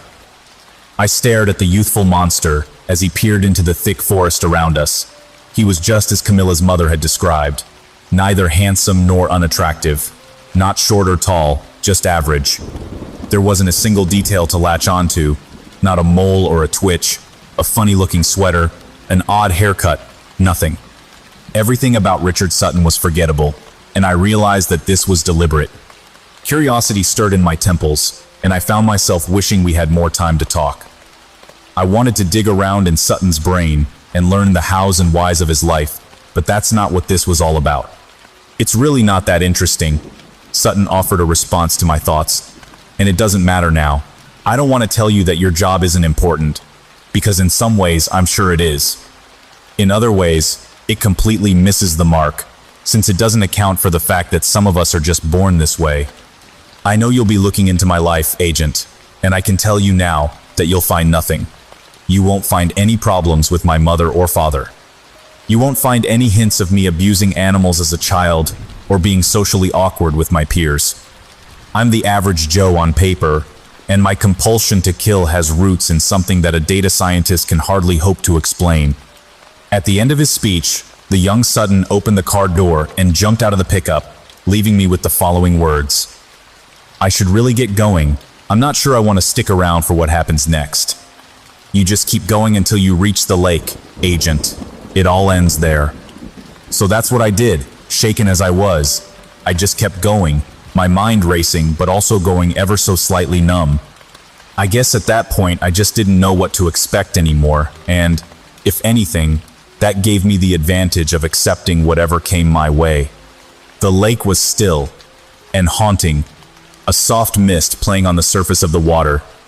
The forest trees assembled around the shore in dreary attendance, their tall shadows moving on the ground below my feet as I walked with Sutton's lifeless body in my arms. I'd left the sheets behind, and it was hard to look away from the remaining half of the face of the man who had caused so much devastation in these very woods. Upon reaching the shore, I let his body drop into the shallowest part of the water, sending ripples across the lake. I took some steps back, distancing myself from the body, waiting. Some emerged from the woods, others rose out of the water.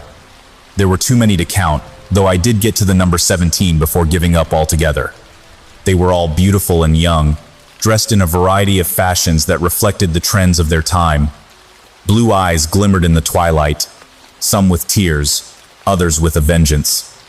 The victims of Richard Sutton approached his body. Some kicked at it, others screamed. The spirit of Katie Reeder, the one who looked so much like Camilla that I recognized her immediately, spat right into what remained of Sutton's gaping, tongueless mouth. "I took his tongue, you know," Katie said to me, smiling. "He had driven up here with his last victim just before you and Camilla came. She was so much younger than the rest of us, only 11. When he killed her, our mutual rage grew into a force that helped us permeate the physical world, and I tore that tongue right out of his sick face." The youngest victim appeared beside Katie, her eyes pleading. "Please, Mr. Fever, please find the shed. My body is still there and my parents need to know." "Of course," I murmured, then louder, "all of you. I will find every one of your cold case files and make sure the world learns the truth about your deaths." Many women smiled at me. Others nodded in appreciation. To my side, I heard footsteps and turned to find Camilla walking out of the woods with a girl that looked like her younger sister. "Fucking took you long enough," Camilla laughed, running up to me for a kiss. "You're a lot more eloquent in your letters, you know," I teased, wrapping her in a tight embrace. "This is my mother, Leanne." Camilla pulled away to take the young girl by the hand. "Nice to meet you," I nodded, feeling the familiar pang of anxiety that always accompanied seeing an in-law and shaking my head at the absurdity of that feeling given the current circumstances. Leanne Summerson gave me a shy smile as she shook my hand, but said nothing, turning instead to Richard Sutton's body. The other girls drew back and fell silent as the very first victim approached the corpse. Camilla's mother bent down and put a hand on Sutton's chest. "I will never forgive you, but now I can forget you." As soon as she said it, the sky above the forest exploded in a bright, purple glow, the same tinge of color that had saved me and healed me from the leeches. The victims of Richard Sutton stared up at it. Some were laughing, others smiling. Many cried tears of relief. One by one, they floated up into the sky, letting the purple flames envelop them in eternity. Camilla's mother was the last to go. After her, the glow began to fade until it transformed into a beautiful, otherworldly purple sunset. "I can't go until you clear my name." A familiar voice sounded from the woods behind us. I turned to see Henry Briarwood watching Camilla and me from a distance. "I will reopen the case as soon as I can," I promised him, feeling the all-encompassing guilt of having cost an innocent man not only his freedom but his life as well. "I'm so sorry." Briarwood gave me a brief nod before disappearing back into the woods. "I really screwed that up," I told Camilla as we walked back to the pickup. "No one's perfect, Polly. You did the best you could." I heard my uncle's voice ring through the woods. I stopped dead in my tracks, peering into the dark trees to either side of me. "Did you hear that?" I asked Camilla, who had kept walking in front of me. "Hear what?" She threw me a questioning glance. "Nothing," I said, shaking my head and smiling as I followed my wife out of the woods. Story.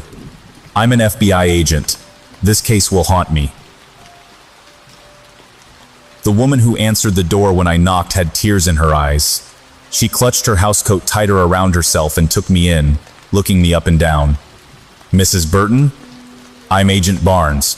May I come in, please?" She regarded me through the glass, staring coldly at my face. "They said you'd be coming. You're from the FBI.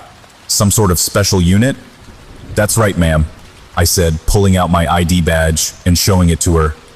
After examining it for a while, she turned the handle, pausing to take a quick, hopeful look around the neighborhood, before finally holding the creaking screen door open for me.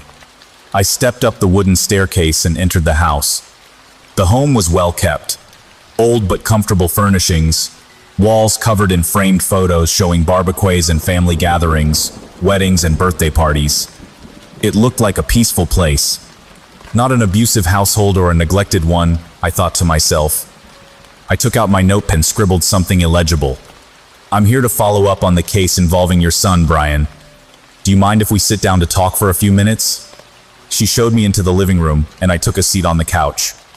Can I get you anything, Agent Barnes? And no, I'm fine. Thank you, though. Instead of sitting down opposite me, she chose to remain standing, making me feel oddly nervous. I tried to ignore that sensation, but it did throw me off slightly. Most people sit down when you do, especially when they're the host. What can I do for you exactly? Well, I was hoping to ask you a few questions about your son's disappearance. I understand he went missing from his bedroom late one night, and there was no sign of forced entry. The doors were still locked in the morning when you woke up, is that right? She nodded slowly. And all this despite the fact that he didn't have a key, and none were missing from the home.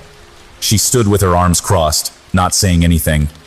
Was there a question in there somewhere, Agent Barnes? I waited for a beat. This wasn't how I had expected it to go. Already I felt like my entire preconception of the case was wrong. My theories were immediately forgotten, and I began to examine the whole situation with fresh eyes as I sat there looking into the woman's unreadable face. I suppose my question is, how did he go missing? It seems impossible, unless there's something you aren't telling us. A door left open, or a window, a neighbor with a copy of your key, something. You have to try to remember. You're singing the same old song that the detective was singing. Nobody else had a key. None of the windows or doors were unlocked. I'm sure about that. And you're sure he didn't sneak out after dinner to play with friends? No one would blame you if that were the case. Kids that age like to go out in the forests, run around, get into trouble.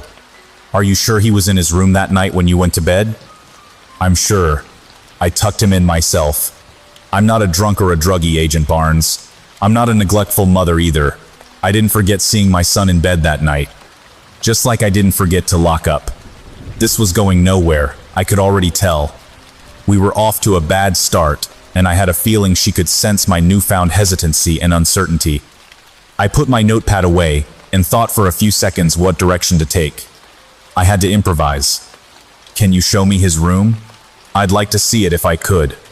Her face showed no change of expression at the request. She just held her hand out, inviting me towards the back of the house. I followed her as she led me down a hallway with creaking wooden floorboards. Do you have children, Agent Barnes? Yes, a son. How old is he, if you don't mind me asking? 11, actually. Same as your Brian. Good. Now imagine for a second what it would feel like to have him taken from you in the night, despite doing everything possible to stop something like that from ever happening. I hate to think of it. That's every parent's worst nightmare. Here's his bedroom, she said, opening a door at the end of the hall on the left. It's just as he left it. I didn't change a thing.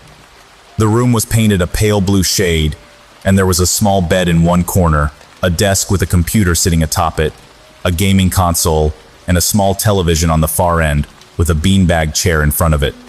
There were no signs of violence or disarray. Nothing looked out of place or broken. A few items of clothing and toys were scattered here and there, but overall it looked cleaner than my own son's room. Was anything missing? Any of his belongings? Clothes? Toothbrush? Phone? Brian doesn't have a phone. He kept begging me for one, but I told him he wasn't old enough. She broke off suddenly, her face screwing up into a grimace of sorrow. If I'd just let him have a damn cell phone, maybe they could have traced it. I put a comforting hand on her shoulder, and she let me do that at least, without pulling away. Even if you had, he wouldn't have had it on him while he was sleeping. You can't blame yourself for that, I told her, feeling suddenly more and more on her side. And just so you know, my son doesn't have a cell phone either. I told him the same thing. The woman bit her lip, hugging herself tighter. She turned her eyes up to the ceiling, trying to dry the tears within them, as if she couldn't bear the thought of weeping 1 minute longer. Do you think Brian could have made a copy of your key? Maybe without your knowledge? That just maybe he could have snuck out in the night and locked up afterwards? She shook her head rapidly. He's 11. And no, I told the officers, he isn't like that. He's a good boy. I looked over to see the closet in the corner of the room was now hanging open ever so slightly. But I distinctly remembered it being closed when I came into the room. Inside it looked pitch black. For some reason I was drawn towards that darkness and began to walk across the room towards the closet door. What I was looking for within that darkness I wasn't sure, but it seemed important that I check inside. Brian told me something the night before he disappeared. He said there was a monster in his closet. I stopped dead in my tracks. Most children of 11 years old have grown out of seeing monsters in the shadows, haven't they? At least my son had. He had grown out of that phase for a long time, she said, as if reading my thoughts. But then all of a sudden that night he told me there was this monster hiding in his closet, and he what? He actually wet the bed. He hadn't done that for a long time. I see. And so he came out here and told you all that, and then what happened? I went back to his room with him right away, and I turned the light on and opened his closet to show him there was nothing inside. Just his clothes and a few old shoes, but he still wasn't convinced. He said the monster was a very good hider, that it pretended to be shadows. Glancing back at the open closet door again, I started moving towards it once more, this time with my legs feeling more wobbly, like jello. He washed up, and I changed his sheets, and he went back to bed. Brian wanted to stay up with me and watch television after that. He didn't want to go back to his room, but I made him go. What time was this around? 2 o'clock in the morning. Around then. He had to get up for school the next day, she said, then broke off sobbing once again. Opening the closet door, I peered inside. The darkness permeated the whole space, like a thick, oily cloud of smoke, far more black and terrifying than it should have been. As if that darkness were a living thing, camouflaging itself there, pretending to be just a closet, just like the missing boy had claimed. I shook my head, trying to clear these thoughts from my mind, but they persisted. Can you turn the light on any brighter than that? No, it's all the way up. This stupid light bulb seems to get dimmer every day. Even after I replaced it, I'll have to get an electrician over here one of these days. Pulling out my flashlight, I shone it into the dark space. The oily blackness retreated almost reluctantly, as if in a delayed reaction that shouldn't have been possible. I blinked my eyes twice, trying to decide if I was seeing things. My heart was suddenly hammering, and the palms of my hands were sweaty as I stared at the darkened space in the dim beam of my flashlight. It seemed to be malfunctioning, weak compared to its usual strength.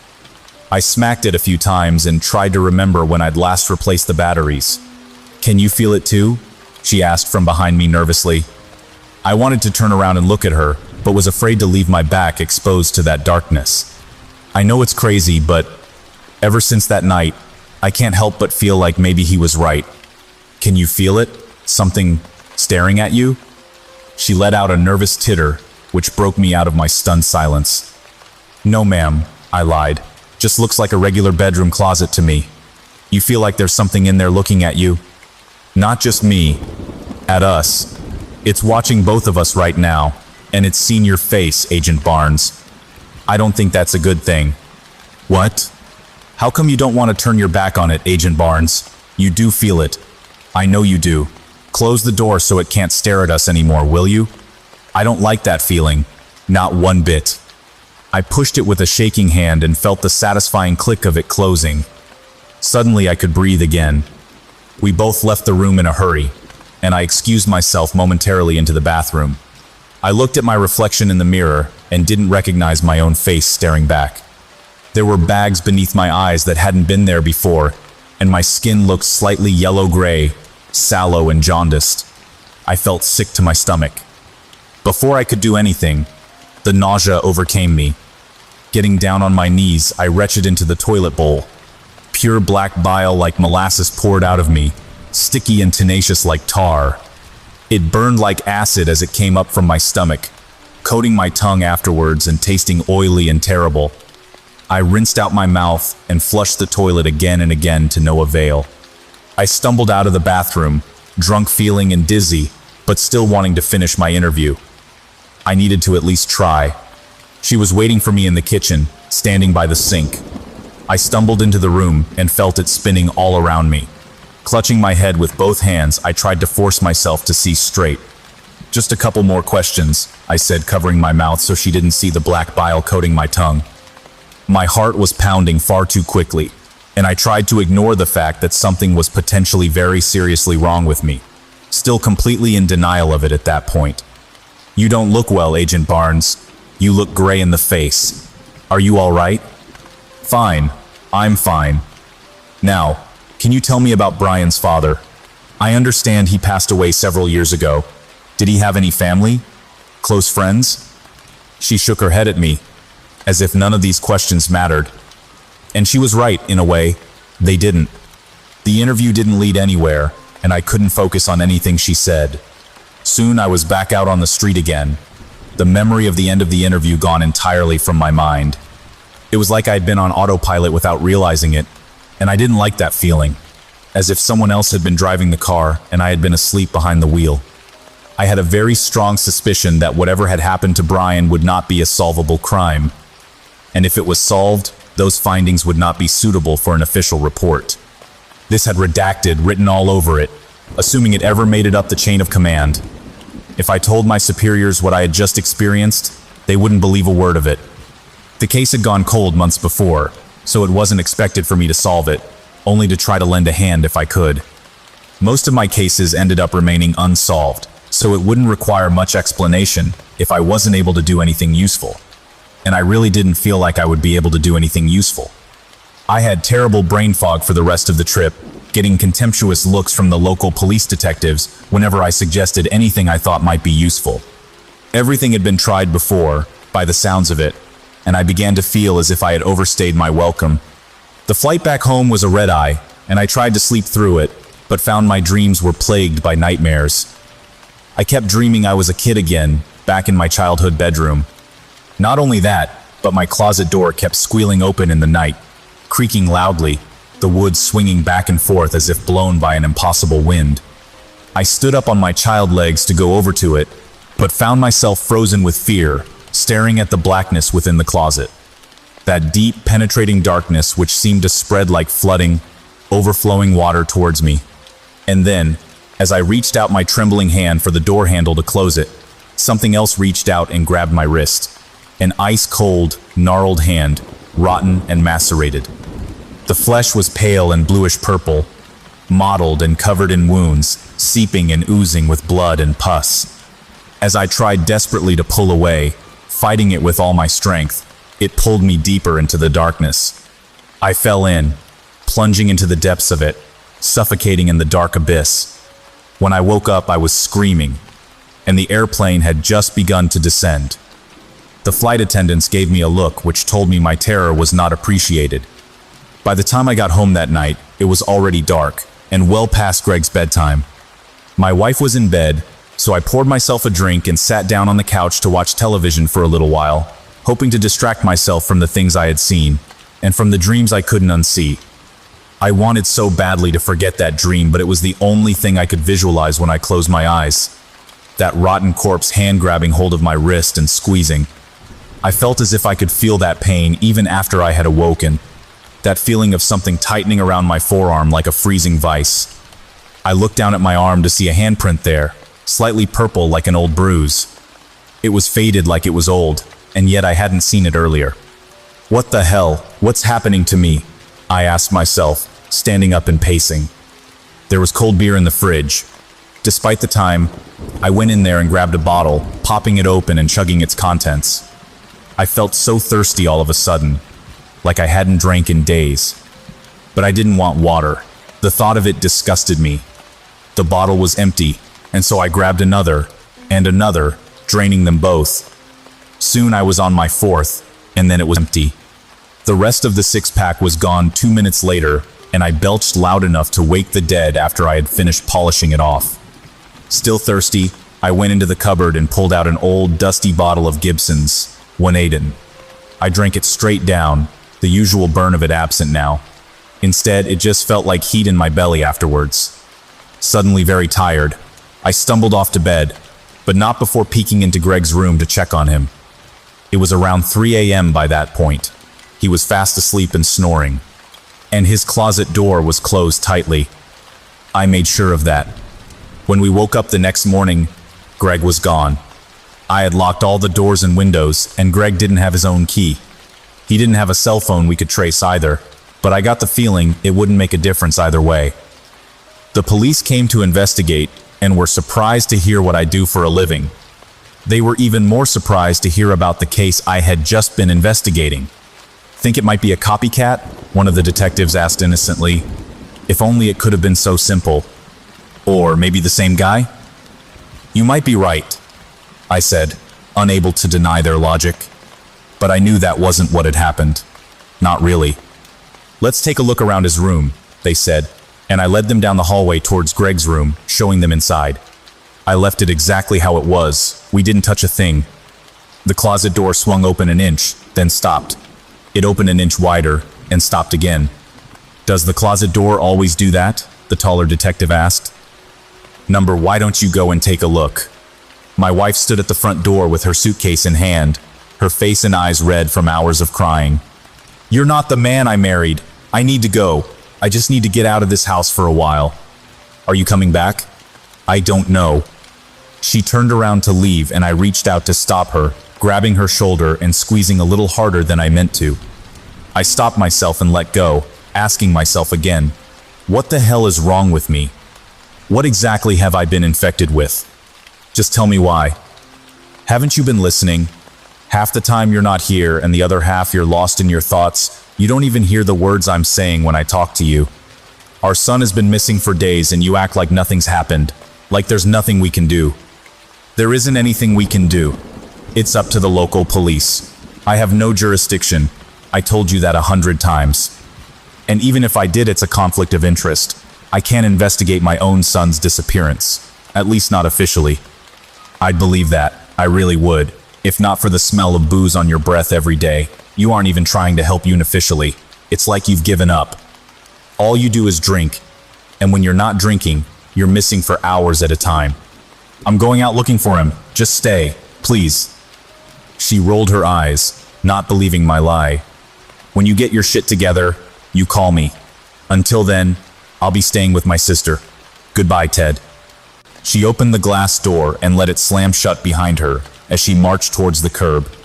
Her sister pulled up a moment later in her little blue economy car and stared daggers at me as she waited for Lisa to get in. They drove off, and just like that, I was alone. I stood at the door for a long time before turning around and surveying the empty house. It didn't feel empty, though, not since that last case. In my son's bedroom closet, a shadow thing had taken up residence, not to mention it was now living inside of me. I couldn't help but wonder if I was serving as an incubator for some malicious creature growing larger by the day. My sadness suddenly turned to anger as I thought about it. Whatever the thing was, it had taken not just my child, but at least one other, maybe more. Not only that, but it was working on taking my life as well, erasing it in bits and pieces. I would lose chunks of time an hour long or more, and the periods of mental absence were growing longer and more frequent by the day. I marched towards my son's room and threw open the door. Turning on the light, it did little to illuminate the small space. It was as if the light bulbs needed to be replaced in the ceiling fan, but I had done that several times already. Just as the mother of the missing child on my investigation had said about her son's light, I too would need to call an electrician. Although I doubted that would help, I had to try. The darkness was already spreading out into the hallway, like a malicious plague made of shadows. What do you want from me? I asked the empty room, my eyes fixed on the closet door. I had put a deadbolt on it to keep it closed, but it began to slide across to the other side, as if being pulled by sideways gravity, or by an invisible hand. I rushed across the room to pull it closed, but it was too late. The lock was undone. The door began to swing open, revealing a crack of pure darkness, and I stopped in my tracks, not wanting to get any closer. My heart was pounding, and I had forgotten all about my anger. Now I was only afraid, like a child staring into the shadows of my bedroom closet late at night, hearing sounds from within it, rustling movement, papery like old snakeskin being shed, a poisonous midnight reptile growing larger by the day. What did you do with my son? I asked the empty closet. My voice was just above a whisper. I was backing up, now trying to get away. Whatever the thing was, it was getting stronger.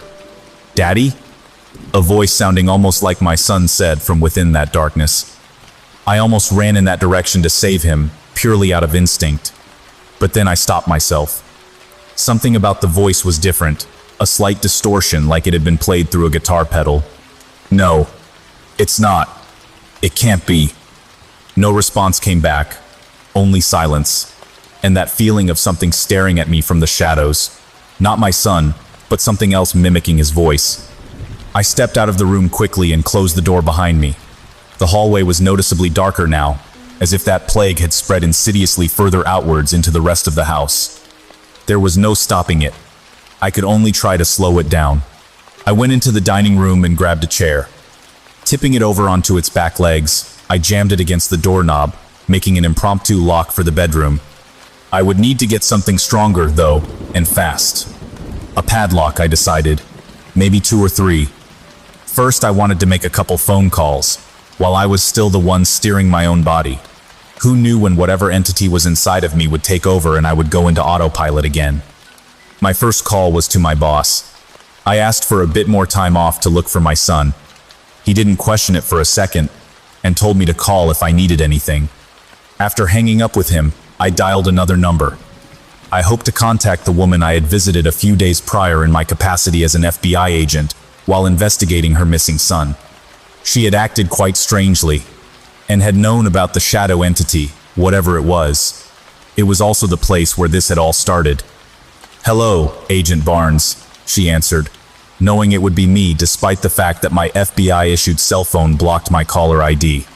"Mrs. Burke, I called to ask you a few follow-up questions." She waited silently for me to continue. Several moments passed and I wondered if she'd hung up. "Mrs. Burke?" "Ask away, Agent Barnes. I'm curious though. How are you feeling? You didn't look well last time I saw you." "Fine. I'm fine. I'm sure you are. Mrs. Burke, can I ask you about your husband again? We skipped past that last time. You said you were married. Where was he when I came by? At work?" "My husband passed away very recently, Agent Barnes. He caught some sort of illness. The doctors couldn't figure it out. It consumed him from within, like a flesh-eating bacteria." Goosebumps suddenly broke out across the flesh of my arms, and I realized I was holding my breath and let it out. Is that what it was? Necrotizing fasciitis? No, not that. Like I said, they couldn't figure it out. They'd never seen anything like it before. All I remember is by the end they wanted him out of the hospital. They were trying to convince us to take him home to die. Whatever was wrong with him, it was scaring the nurses. The doctors too. But they wouldn't say that, of course. I found my voice was suddenly caught in my throat, and I was unable to speak. "It's the same thing that's infected you, Agent Barnes. Don't ask me why it didn't take me. Maybe it doesn't like women for some reason. Maybe it is a bit like a serial killer. It takes only certain types of victims." Again, I couldn't speak. "Stay out of the hospital. They won't be able to help you, and you'll only spread it further. Goodbye, Agent Barnes. Don't call here again. I can't help you. No one can." As the phone disconnected, so did I. That was the last thing I remembered. When I regained consciousness, I was back in my son's bedroom, the closet door hanging wide open in front of me. I stumbled out of the room and looked for a chair to put back beneath the door handle, but they were all gone, missing from the house completely. All the lights were off, and I went around trying to turn them back on, only to find the bulbs smashed and the light switches torn from the walls. My phone cast a dim glow, revealing that several hours had passed, but no GPS data had been recorded. That was when I noticed the red stains on my hands. In the dim light cast by my phone, I stood in the bathroom, looking at myself in the mirror. I saw that my hands were covered in dried blood up to the elbows. It was splattered on my face and clothing, too. As far as I could tell, it was not my own. A voice called from my son's room again, this time sounding a little bit more like him. And then, to my horror, the sound of a child's footsteps came towards me, and he called out again, closer this time. "Daddy? What happened? Why are you hiding? And where's Mommy?" He started to laugh, sounding utterly inhuman once again, then appeared before me in the hallway outside the bathroom door. His eyes looked black as polished coal, and his smile was full of malice. I had a strong suspicion. Whatever this thing was, it was not my child. Story. I'm a criminal psychologist, and I interviewed a man a few years ago who shot his friends at a crowded marina because he thought they were monsters. He may have been telling the truth. As a criminal psychologist, I've heard it all. Virtually any outrageous reason you can think of for why someone committed the crime they did, I've heard. Now, when I say I believe someone who told a preposterous story, it's because I do believe that is the reason they did it. Due to whatever mental illness they might suffer from, there's times I believe them when they say a leprechaun told them to kill their neighbor. Obviously, I don't believe an actual leprechaun manifested itself to this person and that they actually only did what they did because they are crazy. But in my line of work, you have to talk to the person as if what they were hallucinating about actually happened. This case was different, though. I think I believe his story, and not because he thinks that's what happened, but because I've had a feeling for a long time he was not suffering from any mental affliction and might actually have been telling the truth. I'm going to post the transcript from my interview with him here on No Sleep. There will of course be some redacted information, names were changed, and I've cut out a lot of my trivial interjections in the interest of flow and pacing.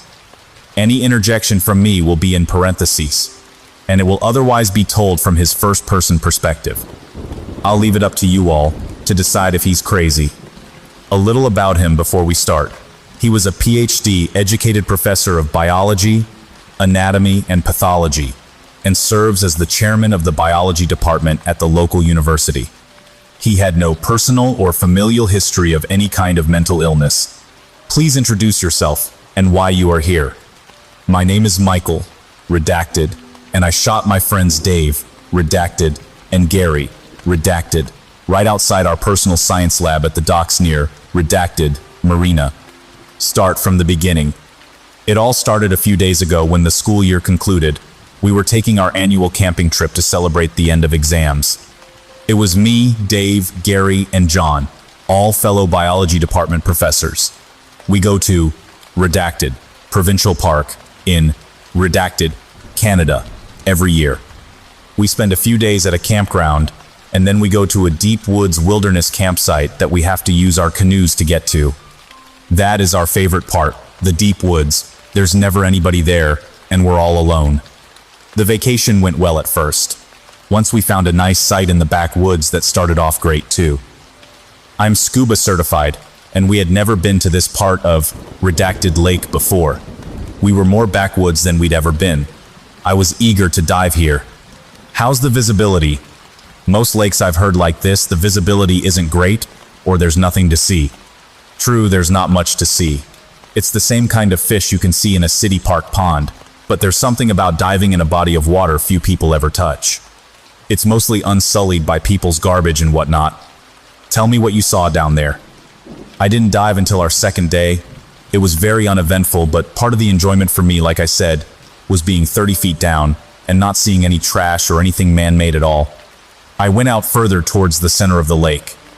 Visibility was low, so I didn't see it right away. It kind of crept up on me. At first, I thought it was a small propeller plane or something, but I quickly realized it was too big. It was irregularly shaped for sure, and had a large shaft toward what I figured was the rear of the craft protruding upwards that had a small fin at the top. The fin was probably about 15 feet or so below water level. I swam to what I thought was the front of the craft, and saw a rounded area sitting atop the otherwise pointed bow. It had a little window that I thought must be the cockpit. The glass was broken, and it was impossible to see anything inside. I quickly came to the conclusion, based on the design of this vessel, it did not appear to be any man-made craft of any kind that I had ever seen or heard of, and that I was potentially looking at a UFO. I reserved full judgment on whether or not this was a UFO until I got a second opinion. John was also a diver and had brought a tank. I would have him go down with me to investigate further. I really shouldn't have been diving by myself anyway. John was immediately intrigued when I told him I had found an aircraft at the bottom of the lake, and it didn't look like anything I'd ever seen before. He was ready to go in minutes. We took a canoe out to where I thought it was to save air, and we went down. We found it relatively quickly. He did as thorough a swim around as I did. Seeing it again, it was kind of shaped like a large arrowhead. Look up an F-117 Nighthawk. That's kind of what it looked like, though it looked much more alien in design. It wasn't flat underneath, it had a bulkier cargo area, or something below. John found a large opening in the hull underneath what appeared to be the left wing of the craft. He was ready to enter, but I stopped him. My air was too low and it was getting dark. I motioned for him to meet me at the surface, so we swam back up. I told him I needed to switch to my other tank. Each of us had brought 2 tanks, if there was any chance of us entering the craft. I also told him it would be much better to wait until morning. We spent that night telling Gary and Dave what we had seen. Gary immediately became paranoid. He was of the mind, since we even knew this craft existed, that we were in danger from the government.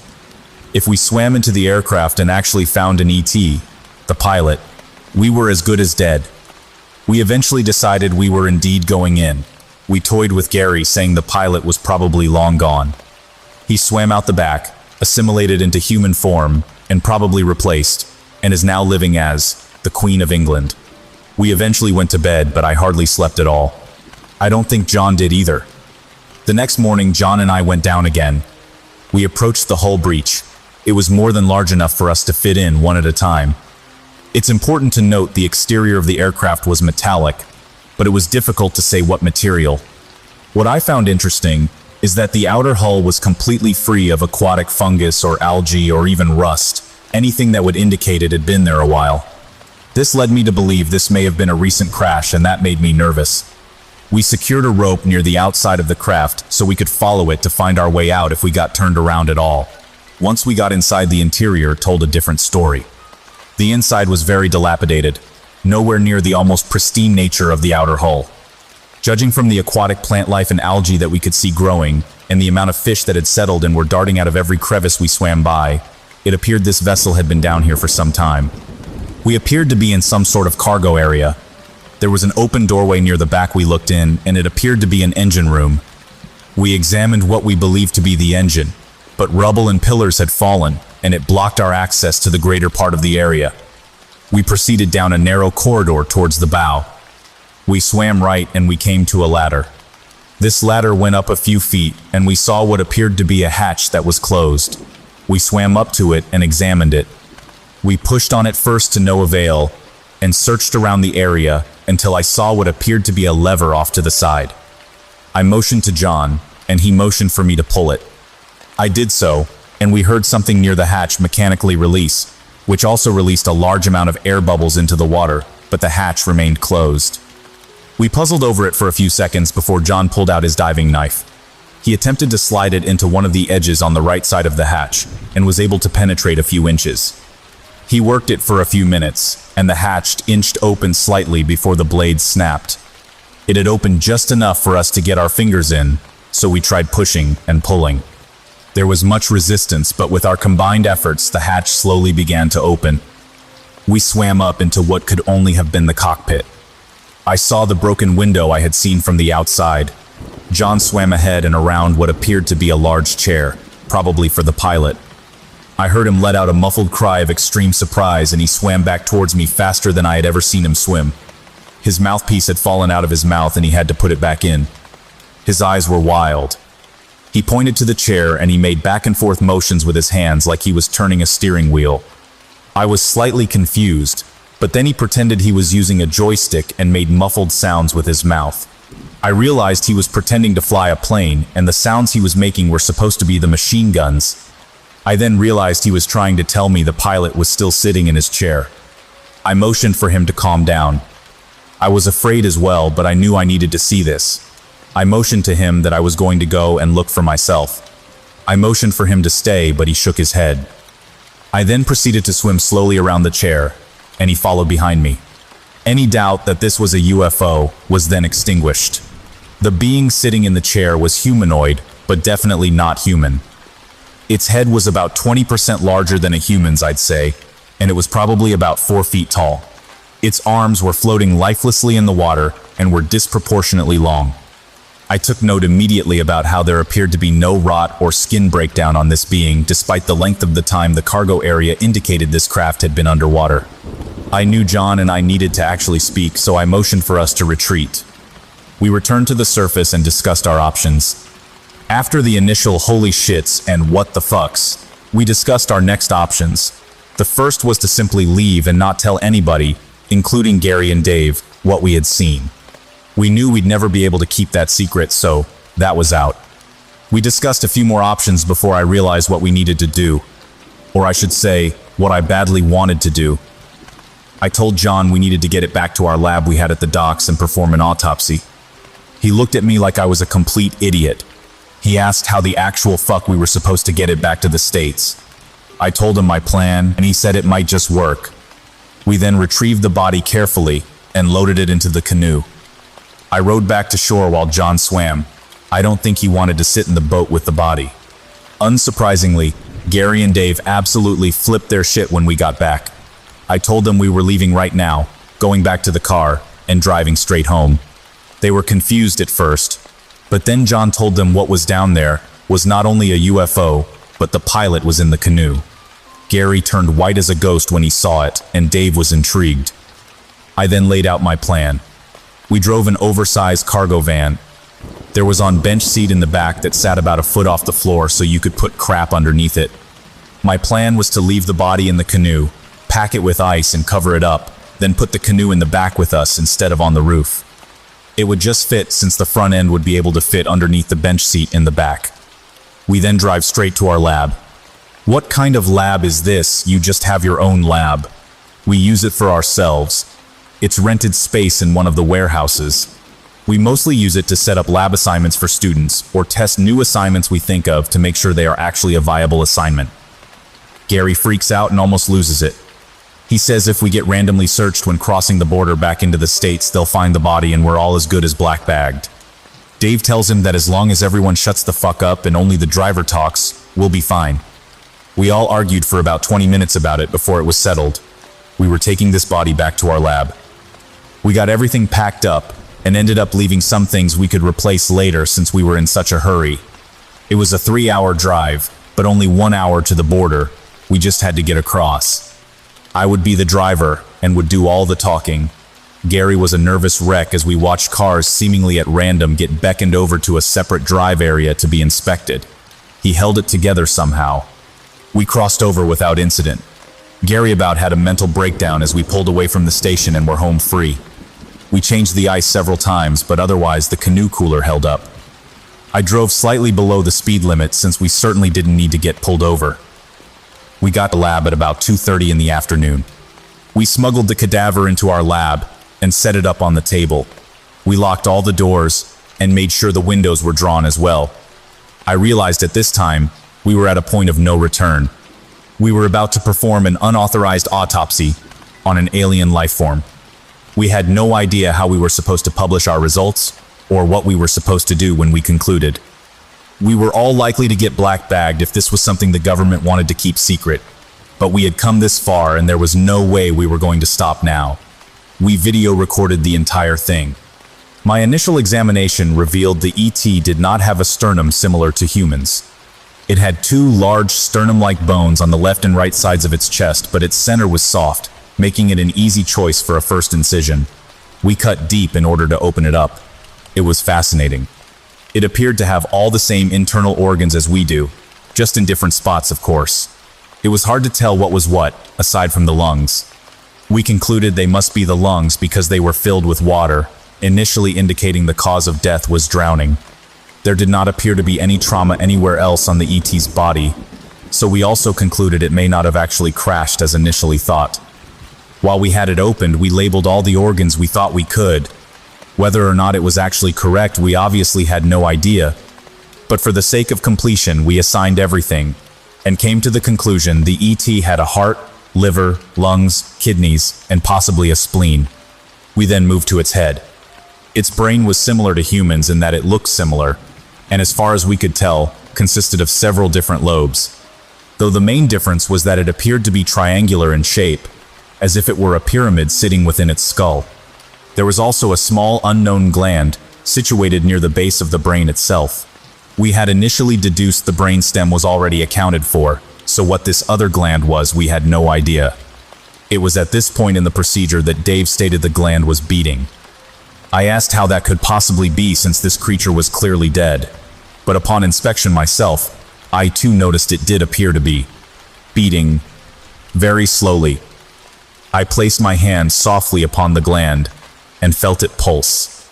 I noticed immediately a silvery metallic-looking bodily fluid of some kind on my glove that this gland appeared to be secreting.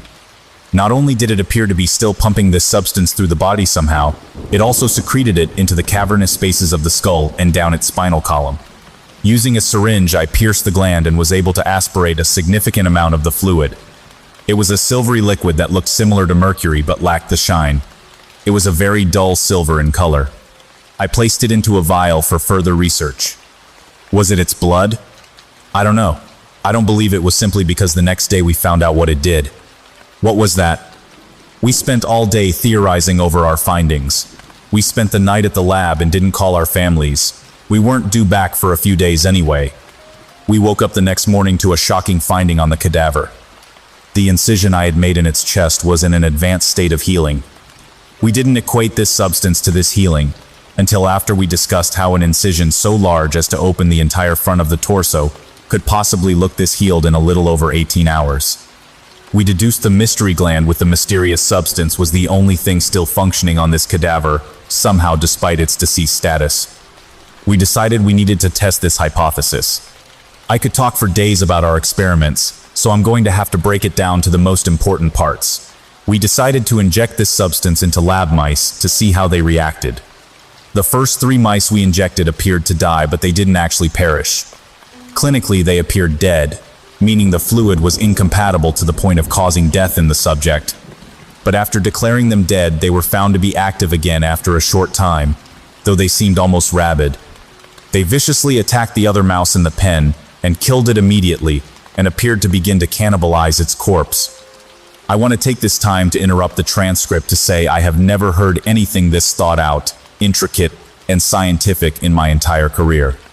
I am absolutely hooked at this time, and despite it being an appropriate time to break, We then attempted to terminate the rabid mice using an injectable toxin. We have euthanized many mice using this method, and this is the first time it did not have any effect on any of the 3 of them. I then doubled the dose and injected them again. They should have been dead in less than a minute, but they remained as active as before. Dave took over at this point. He took the tongs that we used to hold them in place and proceeded to pierce their skulls with the syringe. This method effectively resulted in their deaths. John then suggested we inject a few more mice, but keep them all separate. I agreed, and proceeded to inject 3 more mice with the fluid. It was at this time we decided to test our hypothesis that this substance was providing the cadaver a healing property, despite it being dead by removing the gland. We extracted more of the silvery fluid, since we feared removal of the gland would result in loss of the fluid production itself. After the gland was removed, a large incision was made to test our hypothesis. After nearly 8 hours, the incision had not healed at all, thus proving our hypothesis. Whatever this fluid was, it had a tremendous healing effect on this ET's body. That must have been why there was no trauma on the body from the crash. It had been healed. We also theorized that this substance could not actually bring the ET back to life should it perish, as it appeared to have drowned and died. I'm getting ahead of myself. Shortly after euthanizing the lab mice, we performed an autopsy on one of them. Though they had been dead only about 15 minutes, its internal organs told a different story. Atrophy and shrinkage of the internal organs indicated the mouse had been deceased for several hours. Knowing this could not possibly be, we examined its brain, where a large concentration of the silver fluid had accumulated. We had no explanation for this, and after lots of conjecture, we hypothesized that with the amount of this fluid located in the brain of this mouse, that it somehow retained its healing property, and despite the apparent toxicity of this substance, it somehow kept the mouse's brain active, though on a very primitive level, while it caused the rest of the body to waste away as if it had expired. We felt this was an appropriate hypothesis given the toxin we used had no effect on the mouse, and only after we pierced its brain did it finally expire. We then did an autopsy on the other 2 mice, which produced identical results. What happened with the other set of mice? This is kind of the beginning of the end. 2 of the mice proceeded exactly as the first 3 had. They appeared to die, only they did not, and became rabid. immediately attempting to attack our fingers when we pressed them up to the glass. The third mouse, however, exhibited something else entirely. Long after the other two had gone rabid, this mouse appeared to be completely unaffected by the injection of this fluid. We knew we had to be very careful with this mouse and how we proceeded. As it was not exhibiting symptoms of toxicity from this fluid, we needed to ascertain whether or not this mouse's body had accepted the fluid and was now capable of regenerating from physical injury, or if it was simply carrying this fluid in its body. Carrying, as in the medical sense, with disease? Correct. This mouse could simply be immune to the toxicity or incompatibility and not be able to regenerate from injury. It just carries this fluid in its body. Unfortunately, John got ahead of himself.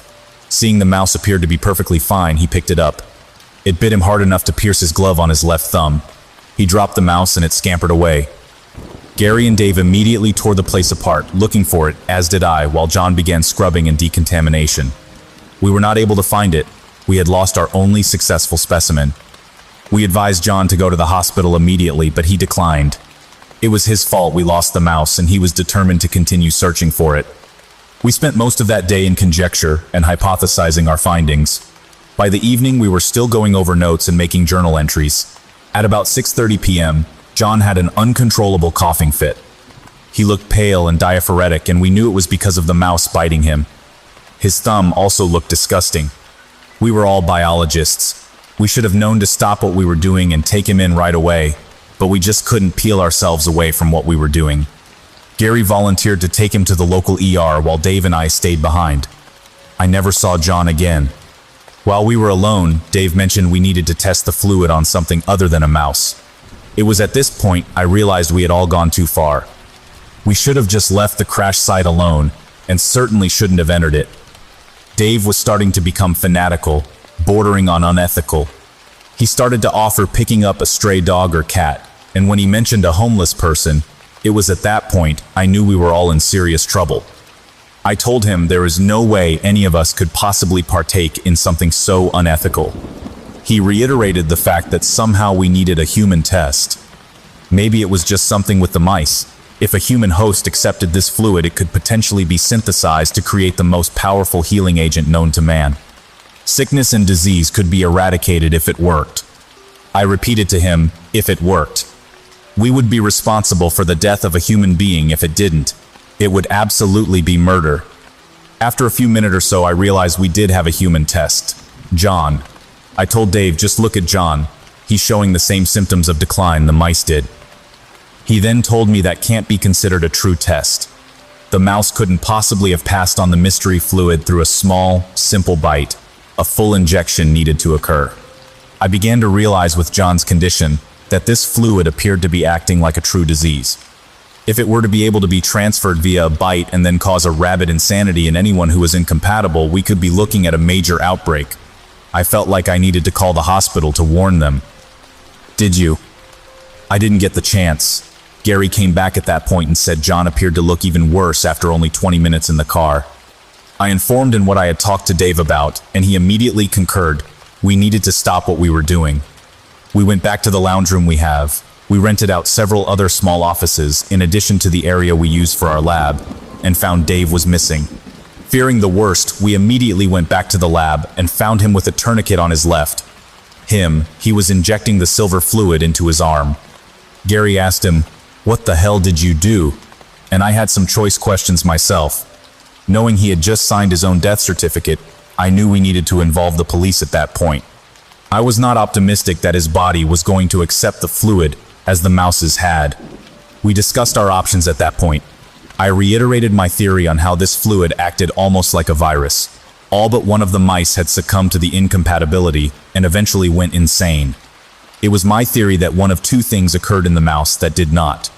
Either for reasons unknown, the mouse accepted the fluid and was now a super mouse, or the mouse was simply acting as a carrier, meaning its body was unaffected by the fluid and it was simply carrying it. Either case, it would still be capable of transmission via bite. Gary was a virologist, and he mentioned one other thing. Some viruses cause mutations of the host genome, nothing like you see in the movies where they turn into hulking monsters. But we had to consider two things. This wasn't actually a virus. It just appeared to act like one. And if this fluid did cause a mutation, there's no telling what that would mean. You shot him, so obviously he went bad, and I'm guessing you wouldn't have mentioned this mutation thing if that's not what happened. That's what happened. I guess we'll just skip to the main event. I could ramble on about theory and our scientific shenanigans all night. We didn't get much sleep that night on account of Dave. We drew some blood and did an analysis, and his blood was loaded with some sort of antigen, no doubt a product of the introduction of that fluid. It seemed like it was rewriting his genome somehow. By midnight, he was noticeably taller, as if his growth plate had been reopened by this antigen. This did not happen in the mice, so this was intriguing.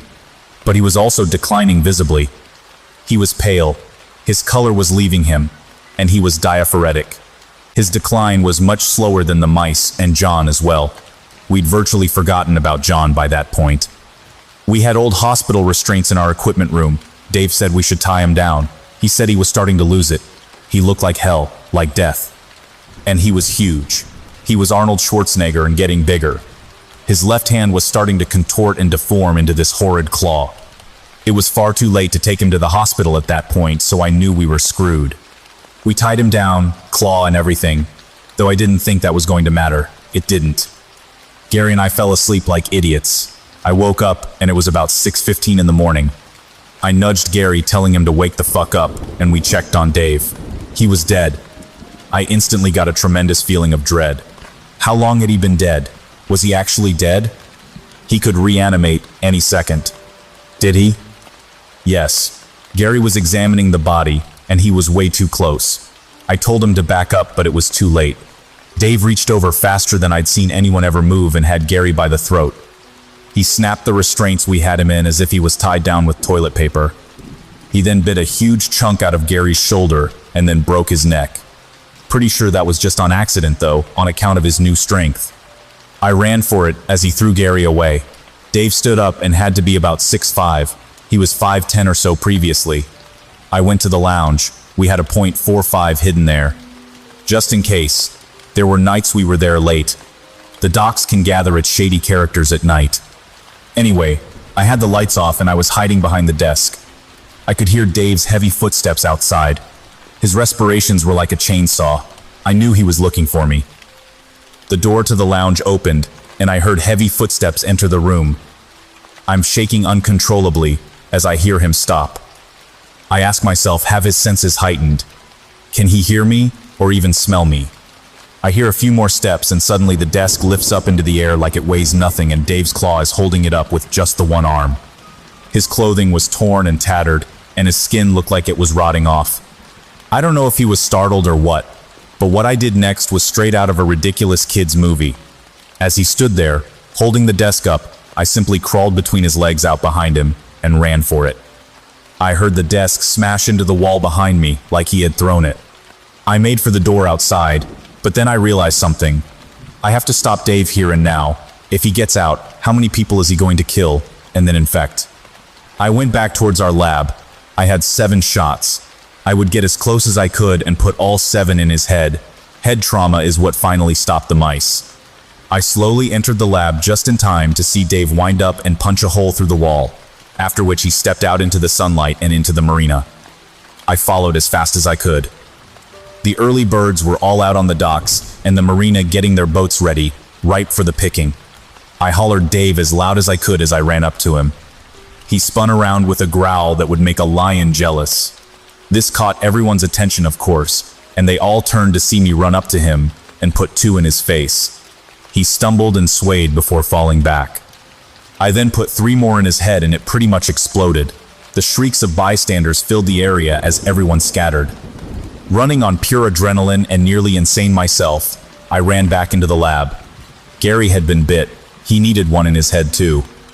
As I got back into the lab, I saw Gary start standing up again. He turned fast.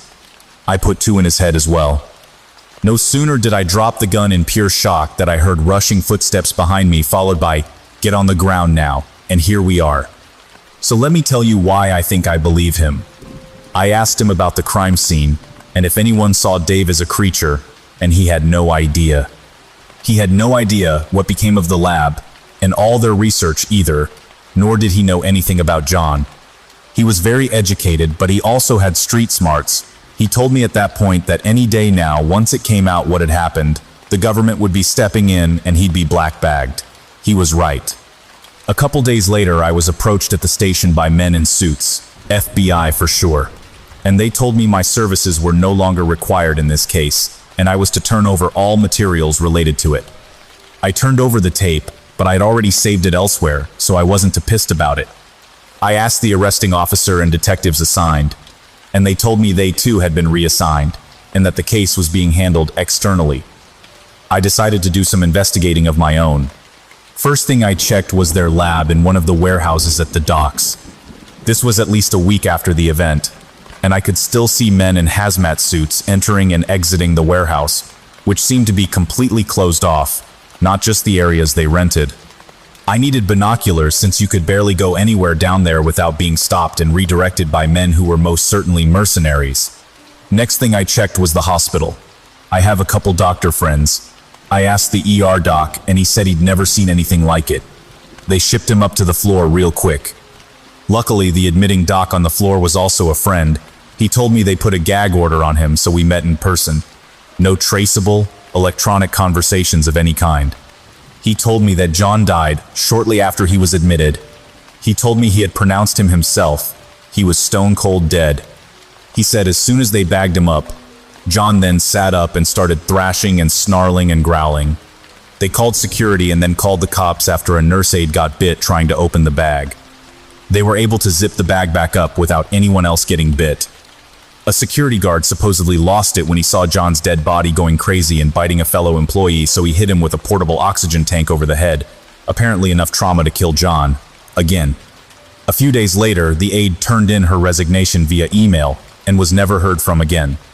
He also told me John's chart was later deleted entirely. He told me you can't just delete a patient's electronic medical record. Whoever did it would have to be way high up. As for John's body, someone from the coroner's office came to get the body, but my friend didn't recognize them. He knew all the pickup guys. They also drove away in an unmarked van. City vehicles were all clearly marked. Lastly, I went to the campsite myself where they went. I used my GPS to find the lake they said they went to and took the back road to where they launched their boats.